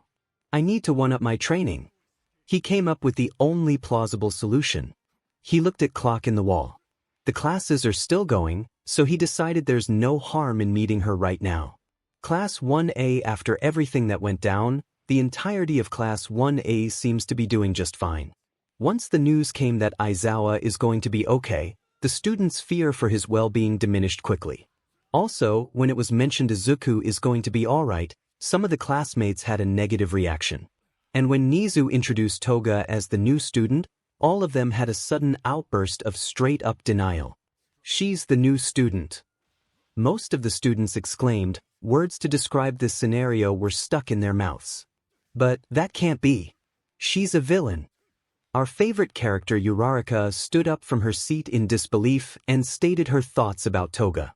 It was a given, Himiko Toga has some bad BLD with some and if not all of the students in the classroom, especially 𝗬𝗧𝗪𝗏. DMN. Toga thought their reactions were expected from her, but it still was a surprise. Who wouldn't get mad that training all your life so you could get enrolled to you? And some girl with a villain background just straight up got it, no questions asked by the teachers. I know what you're all thinking, but I can assure you that her villain days are over. She turned over a new leaf. Nizu tried to calm the class down, but it was futile. No matter how Nizu tried to analyze the students, most of them still saw Toga as a bloody villain. Well, this was to be expected. Izuku did say they disappoint him more and more every day. Nizu wondered. No matter what he did, he didn't see a way to convince them she's a better person. Nizu raised his eyebrows. There is a way for them to accept her, be it by force or not. Everyone has a second chance. He finally figured out the way to use his words so they all would calm down. If all of you heroes in training can't seem to understand this simple crucial fact, then can any of you deserve to be in you? Nizu added, his words laced with some sort of made-up anger, to make it more believable. I could expel all of you just because you don't have that sort of mindset. Most of the students in the tightly packed classroom didn't have the mindset of a hero, that's for sure. She's a villain, she doesn't deserve to be here. All she deserves is to be in prison. That's what most of them think. With a frail mindset like this, most never reach the top in the hero world. Well, unless you have a strong quirk. Either way, Nizu's remarks seemed to frighten most of the students. They definitely had something to say, but kept their mouths shut tightly. Especially 𝗬𝗧𝗪𝗏 and Bakugo, what they did to Izuku was already expulsion-worthy in Izuku's eyes. Honestly, it's a miracle why he let them stay. So, any other questions? It seemed no one had any other question except for her being a villain, so the class was overwhelmed by silence for a few seconds, until someone had a decent question. Sir, how would Izuku react to this? Since you know Kirishima had a good point. As of now, Nizu hadn't thought of this. Izuku and Toga being in the same room every day, there's bound to be a problem. Not as big as the author deleting the coffin comments, right? I'll take care of it. Nizu replied. He didn't need to talk about it with Izuku. If he meets her without no further notice, her life may be in danger. Just like that, Nizu left without saying another word, leaving Toga standing in front of the entire class. Sup guys? She tried to look friendly, but that clearly didn't work. They all glared at her intensively. Especially Momo to 𝗎𝗎𝗓 after getting the courage to meet Izuku face to face. Thanks to Mirio, she was confident she would meet him on the same day. Clearly, they did, except one of them was unconscious. Seeing Izuku being rolled into the nurse's office on a bed, his body and teared-up clothes stained with BLD, she couldn't believe it. She had no further knowledge about the new and improved Izuku, and that he's a Hanma and that they heal at an extraordinary rate. So, to the heroes that were guiding Izuku's unconscious and injured body, they all knew he was going to be okay. As for her point of view, it seemed as if Izuku was injured beyond repair. If anything, it looked like he's already dead. 𝗎𝗎𝗓 couldn't grasp the fact of Izuku dying, as for some reason. Her tears fell down her face almost instinctively. She did not wait. She rushed to the scene, her fear for Izuku's well-being went through the roof. With a quick peek from up close, it did seem to be far worse than she imagined. Instantly, she pleaded the heroes to take Izuku to a hospital. She demanded him to be taken to a hospital. She had no prior knowledge, completely in the dark of the fact that him being here is the safest route they could take. Obviously, the heroes were also the teachers of you. And yes, they know Izuku and 𝗵𝗃𝗧𝗏 date. The gossip spread like wildfire. Well, dated calmly, the heroes explained everything there is to know, and that Izuku is in no harm. Even so, it was a lot to take in or even believe. Izuku's body was a complete wreck, yet it's supposed to heal in a day. An entire day before he wakes up, it didn't matter. She built the courage to meet him, and so she will. So, she waited the entirety of the day, just sitting by his side and waiting for him to wake up. She skipped the remaining classes. Obviously, there would be some punishment, but most of the teachers got the picture and let her do what she wants. As hours passed, she could barely keep her eyes open. The extraordinary healing factor he had wasn't a joke. She saw his body heal itself from up close. That calmed her down, but it wasn't enough. As 𝗵𝗃𝗧𝗏 was already at her limit, she grabbed his hand, the same way they did before, and elegantly fell asleep. Yet again, many hours have passed, and she was still out, her bed resting on the side of the bed. And finally, something woke her up. She looked up, and saw the boy she was waiting for, looking straight at her with a seemingly blank expression. For some reason, it made her reminiscent of the first day they became a couple. And by that, it was the kiss out of nowhere knowing Izuku, that was definitely out of character, to kiss a girl out of the blue. Only a few times when they dated has Izuku showed this sort of unusual behavior that was definitely not his character. Although it was a bit strange for her, she didn't pay much attention to it. She passed it as a simple off day for Izuku. But it changed when she was shown the video of Izuku stealing the files for a hero in training. She's exceptionally smart, always getting a good grade on every test, even without studying. And in a heartbeat, 𝗵𝗃𝗧𝗏 reminiscent of the unusual behaviors Izuku showed. 𝗵𝗃𝗧𝗏 thought she made the connection, but it was just simply idiotic. Those rare and weird behaviors, added with the Izuku in the video, albeit they weren't even the same, her eyes still widened, in thought she found out the truth. Izuku was acting, and those unusual moments is when he slipped out of character. Turns out that wasn't the case, not at all. Having cried herself to sleep, she still had enough juice for another class one if few classes had gone by. Safe to say, they were uncomfortable. With Toga being around, the class's atmosphere differed. Everyone had a different opinion about Toga. Sure, some didn't mind her because Nizu decided to let her in. And obviously, most thought it was a foolish decision by Nizu to let a villain into the school. It doesn't matter if they hate it, they can't do anything about it. Or can they? Even if the new hero in training originated from villainy, which is Toga, it begs a question for someone. If a feud between Toga and a student happened, and the teachers didn't see it, which one would be at fault? Even if the feud wasn't caused by Toga, who would the teachers side on? A girl whose family has funded you for years? Or one who was a villain prior to enrolling into the school? Surely, Momo knew the answer quite clearly. Even better, most of the students don't seem to like her either. Welp, Toga exclaimed in a sad tone. She just had to be put in a classroom filled with peeps she has bad BLD with. Fate is really wild. As the lunch break came, she decided to skip it and just stay put in the classroom, like most of them did. She was bored and slightly tired. She never knew classes seem to last longer than they appear. Wanting rest, she put her head down on the desk, already wanting to go home. Hey BLD freak. The sentence rang in her ears. Albeit turning a new leaf, she still doesn't like being called names, especially ones related to her quirk. What did you say? She jolted her head up, her expression just seemed to radiate trouble. Who was it? It was Momo, the favorite character just called her a BLD freak.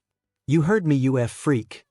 Momo didn't seem to stutter, even though they had an encounter months back. Basically, the fight was one-sided. Toga was winning the battle, but she had to retreat due to orders. What the hell did you do to get here? Momo demanded for an answer. Being called a freak ticked Toga off, but she knows how to play a fair game. Oh wait, I remember you. I beat your butt in the forest a few months back. Toga stated cheerfully, as if it was a joy to remember. It was actually funny enough that they heard Kirishima chuckle behind them. Well, no you didn't, you ran away in the end. Momo desperately tried to defend herself, but it was a futile attempt. Yeah, I ran away after I beat your butt to a pulp. Toga exclaimed happily. A big fat smile was resting on her face. Momo's plan backfired drastically. Her goal was to trigger Toga enough so she would attack. The testimonies of the students would have been in her favor, as many of them also dislike Toga. And what did I do to get here? Nothing, really. The heroes captured me and 𝗍𝗳𝗍 gave me a second chance. That's the gist of it. That's all. Toga added. It was true, that was all there is to know. But knowing Momo a little better, she wasn't buying it. You honestly expect me to believe that? Momo took the offensive side. Sore losers always tend to think like they know everything. So no, I didn't expect you to believe me. Yet again, Toga replied somewhat cheerfully. Her fang teeth were out for Momo to see. It was definitely Momo's defeat, and she did not like it one bit. Her plan was to provoke Toga so she would attack, and hopefully this would get her expelled, but now she has a change in plans. Toga triggered her. Being scolded by a villain in front of all of her classmates just does not sit well with her. It doesn't matter. Even if Momo was the first one who attacks, surely the teachers will be on her side, and hopefully most of the students. UF Beach. Momo snapped. It doesn't matter if the teachers know it was her who initiated it first. Her family funds this school. Surely, they can't do anything to her. Toga was ready right from the get-go. The glare Momo was giving her, she was definitely asking for trouble. And as the innocent girl Toga is, she gave her trouble. Take T. Momo plopped down onto the ground. The fight was already over before it even started. Everyone was completely bewildered. She just fell down out of nowhere. What the hell did Toga do? No one asked. It was Izuku. He finally reached his troublesome classmates. He heard everything play out behind the classroom door. Honestly, he would have no problem of knocking Toga out rather than Momo, but her feisty roasts made him rethink. Also, he promised 𝗍𝗳𝗍 not to hurt her unless she deserves it. Momo was the one who started it, and ended it like a sore loser. Izuku. Most of students uttered. They all saw the shape he was in, and barely over a day he seems to be completely fine. But this didn't matter to him. He came here to meet Toga and no one else. Hey, Toga, Izuku uttered her name profoundly. In an instant she knew who he was. The green hair, the freckles, there's no doubt about it. This was also to be expected. Her actions almost ruined his entire life, so Toga didn't have that sarcastic smile on her face anymore. Hey, Toga, Izuku uttered her name profoundly. In an instant she knew who he was. The green hair, the freckles, there's no doubt about it, this was also to be expected. Her actions almost ruined his entire life, so Toga didn't have that sarcastic smile on her face anymore. He's Izuku. Toga could only wonder if it's really him. Sure, the hair, freckles, it's definitely him, but everything else is completely of resemblance of a new person. The first time they had an encounter, it was in a way most wouldn't expect to happen. First time laying her eyes on Izuku, she already had figured him out. Albeit he was an innocent and easily flustered person, he would fight if needed to. And now, she has no read on him. He was completely unpredictable. What the hell did you do? A voice laced with anger was heard behind the newly arrived classmate. Its tone made it clear that the person didn't like Izuku's actions. Ended Momo's plan before it even started. Izuku replied to Kaminari, showing no hint of guilt for knocking Momo out. Safe to say, he somewhat wanted to do this. It was quite pleasure-inducing. Plan. What plan? Kirishima was also interested, so were the others that haven't left the class for lunch break. Still, their worry for Momo's well-being was awfully high. It's kinda easy to figure it out. Izuku exclaimed, affixing his gaze onto the unconscious, and if not already dead Momo. Her plan was to provoke Toga and cause a fight. To be fair, it did seem to be true. Momo did call her a BLD freak seemingly out of the blue. You're just spouting nonsense. Uraraka begged to differ. Toga was provoking her. She screamed, her anger was now boiling. Seeing her best friend get knocked out by her ex just doesn't sit right with her. Hell, she even wanted to attack. As of now, she only views Izuku the same way she did months ago, an overly innocent boy who doesn't have the guts to hit a girl, let alone her ex. Ironic. since Momo's on the ground, unconscious, caused by yours truly. Wasn't she doing the same thing? Izuku questioned 𝗬𝗧𝗏𝗧𝗏𝗧 short-term memory. She called her a BLD freak out nowhere. That's enough to know what she wanted to do. What's going on here? Their unneeded arguing was suddenly interrupted by one of the teachers. They all turned their heads swiftly behind and noticed one of the teachers came into the class. It was midnight. Why is one of your students on the floor? She exclaimed in worry as she noticed Momo lying on the ground. Izuku was the closest to her, so this did not look good. It's Izuku's fault, he did this to her. 𝗬𝗧𝗏𝗧𝗏 stated, pointing her finger at Izuku with anger. It was actually lucky that a teacher came into the class. Midnight was just minding her own business when she heard the commotion and ran in to see what it was about. But this is definitely a weird scenario. The person in question is Izuku, the ex-accused traitor. Izuku, care to explain? Midnight asked politely. She wants to fix everything normally, to hear both sides of the story. Not really, stated Izuku. All I'll say is I did the right thing. He had enough of this. The entire class just seems to make him angrier after each strange occurrence. Better yet, he decides to go straight home. He needs to become stronger and fast. Classes aren't that helping with the road to strength. He left the class, in fact, he left you. Sure, Izuku's rate of growth is astounding, but he's not certain if it's mesmerizing to a 𝗵𝗃 or his brother 𝗵𝗃𝗃. Although his strength far exceeds all but one of the top heroes, there are people far stronger than him. Back then, the only person Izuku would think is worthy of the title, strongest person, would be All Might. But now, it's just straight up funny to hear someone say it. Having placed himself into a new life, he realized that the rankings are entirely different. Yeah, most put All Might at the top, yet in reality, by what Izuku has seen or heard, All Might isn't even in the top 5. That's only based by his knowledge or information from others. Who knows? Maybe All Might isn't even in the top 10. But then at the same time, Izuku is also not in the top 10. But that's nothing to worry about. With time, Izuku knows he's going to surpass All Might. It's meant to happen after all. As he reached his house, or mansion to be exact, he decided to train the majority of the day. Such a headache. Midnight scratched her head. 1A seems to be the sole cause of the school's problems. Whatever, I'm willing to overlook this. She stated. Some of students felt a sense of relief, but not all of them. But I do have questions about what happened in 𝗧𝗏𝗃. The moment the heroes arrived to the scene, thanks to Iida for informing them, there was already a bundle of questions. Sure, Iida informed them that dozens of 𝗵𝗏𝗧𝗏 attacked the place, but they didn't expect to see over 100. And that's just the entrance. Over 100 were present near the exit, all devoid of life, 50 inside, and once again over 100 down. Below. The absurd amount of them didn't matter to most of the heroes. The real question was, how are they still alive? How did all of you defeat the 𝗵𝗏𝗧𝗏? There were over 300 of them. We actually defeated only like 50 of them. Kirishima answered politely. This did clear something. Midnight clearly understands that these students aren't capable of defeating that many of them.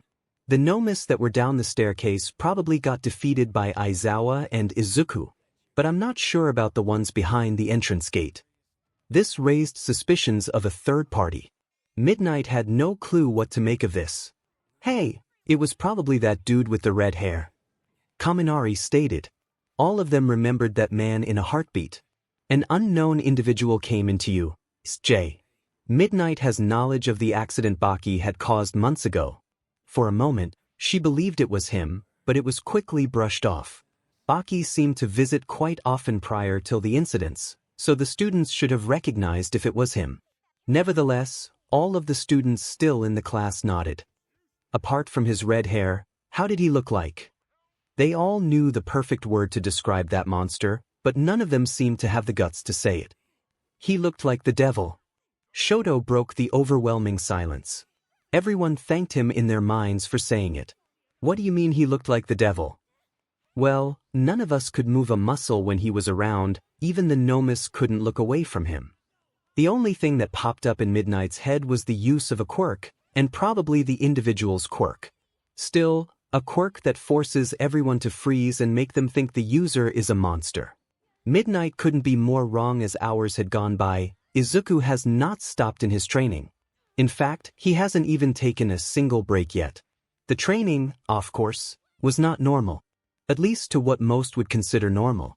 Any normal man would be left with a mental scar for the rest of their life if they even tried something similar to what Izuku has been doing. Even when his body is aching to a point it feels like it's about to break, he's still not stopping. Suddenly, 𝗵𝗃𝗃 intruded into the training room. "I see you're still training," 𝗵𝗃𝗃 exclaimed. Izuku didn't notice him walking in. He's like AF ninja. Although it did not surprise Izuku. "Yeah," he casually replied while not even glancing at his brother, still training to the utmost limit his Hanma body could endure. 𝗵𝗃𝗃 could tell Izuku had a lot on his mind. That frustrated face says it all. Clearly, the 𝗧𝗵𝗃𝗧𝗟 incident left a big mark on the boy. "Are you really that desperate on becoming stronger?" "I am," Izu replied without missing a beat. His entire concentration seemed to be solely on finishing his training. To say 𝗵𝗃𝗃 was proud as a brother. That tenacity of Izuku is what makes for a good fighter. "Want me to teach you a move?"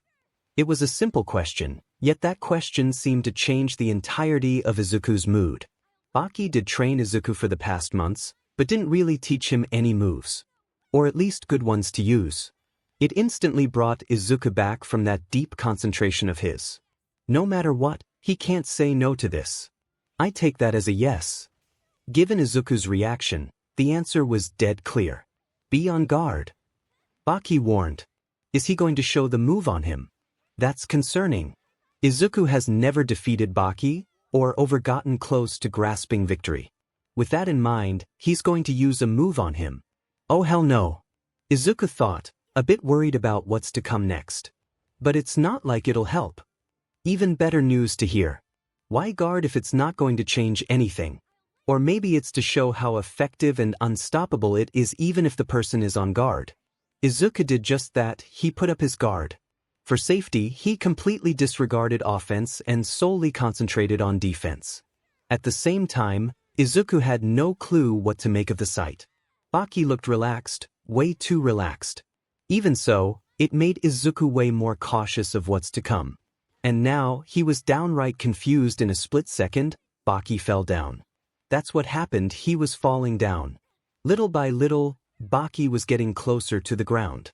You see, 𝗵𝗃𝗃 was inches away from touching the ground with his head.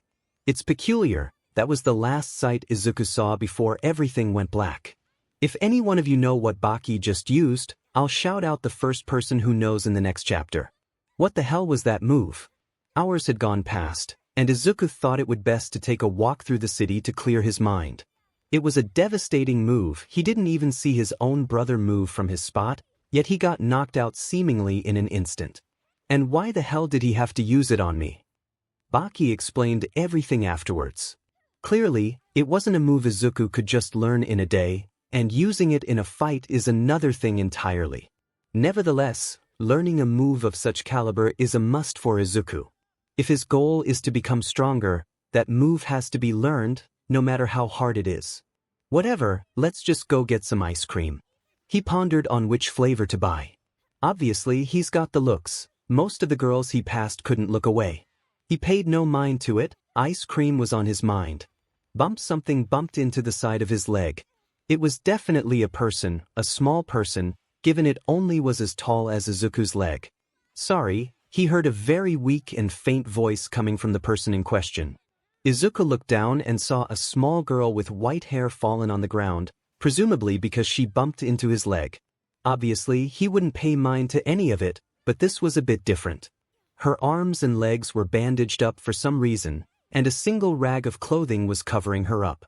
No matter what, this wasn't normal. By the position, it seemed she ran away from the alleyway right behind her. Are you all right? Izuku asked calmly. With just a glance, he could tell she was shivering for some reason.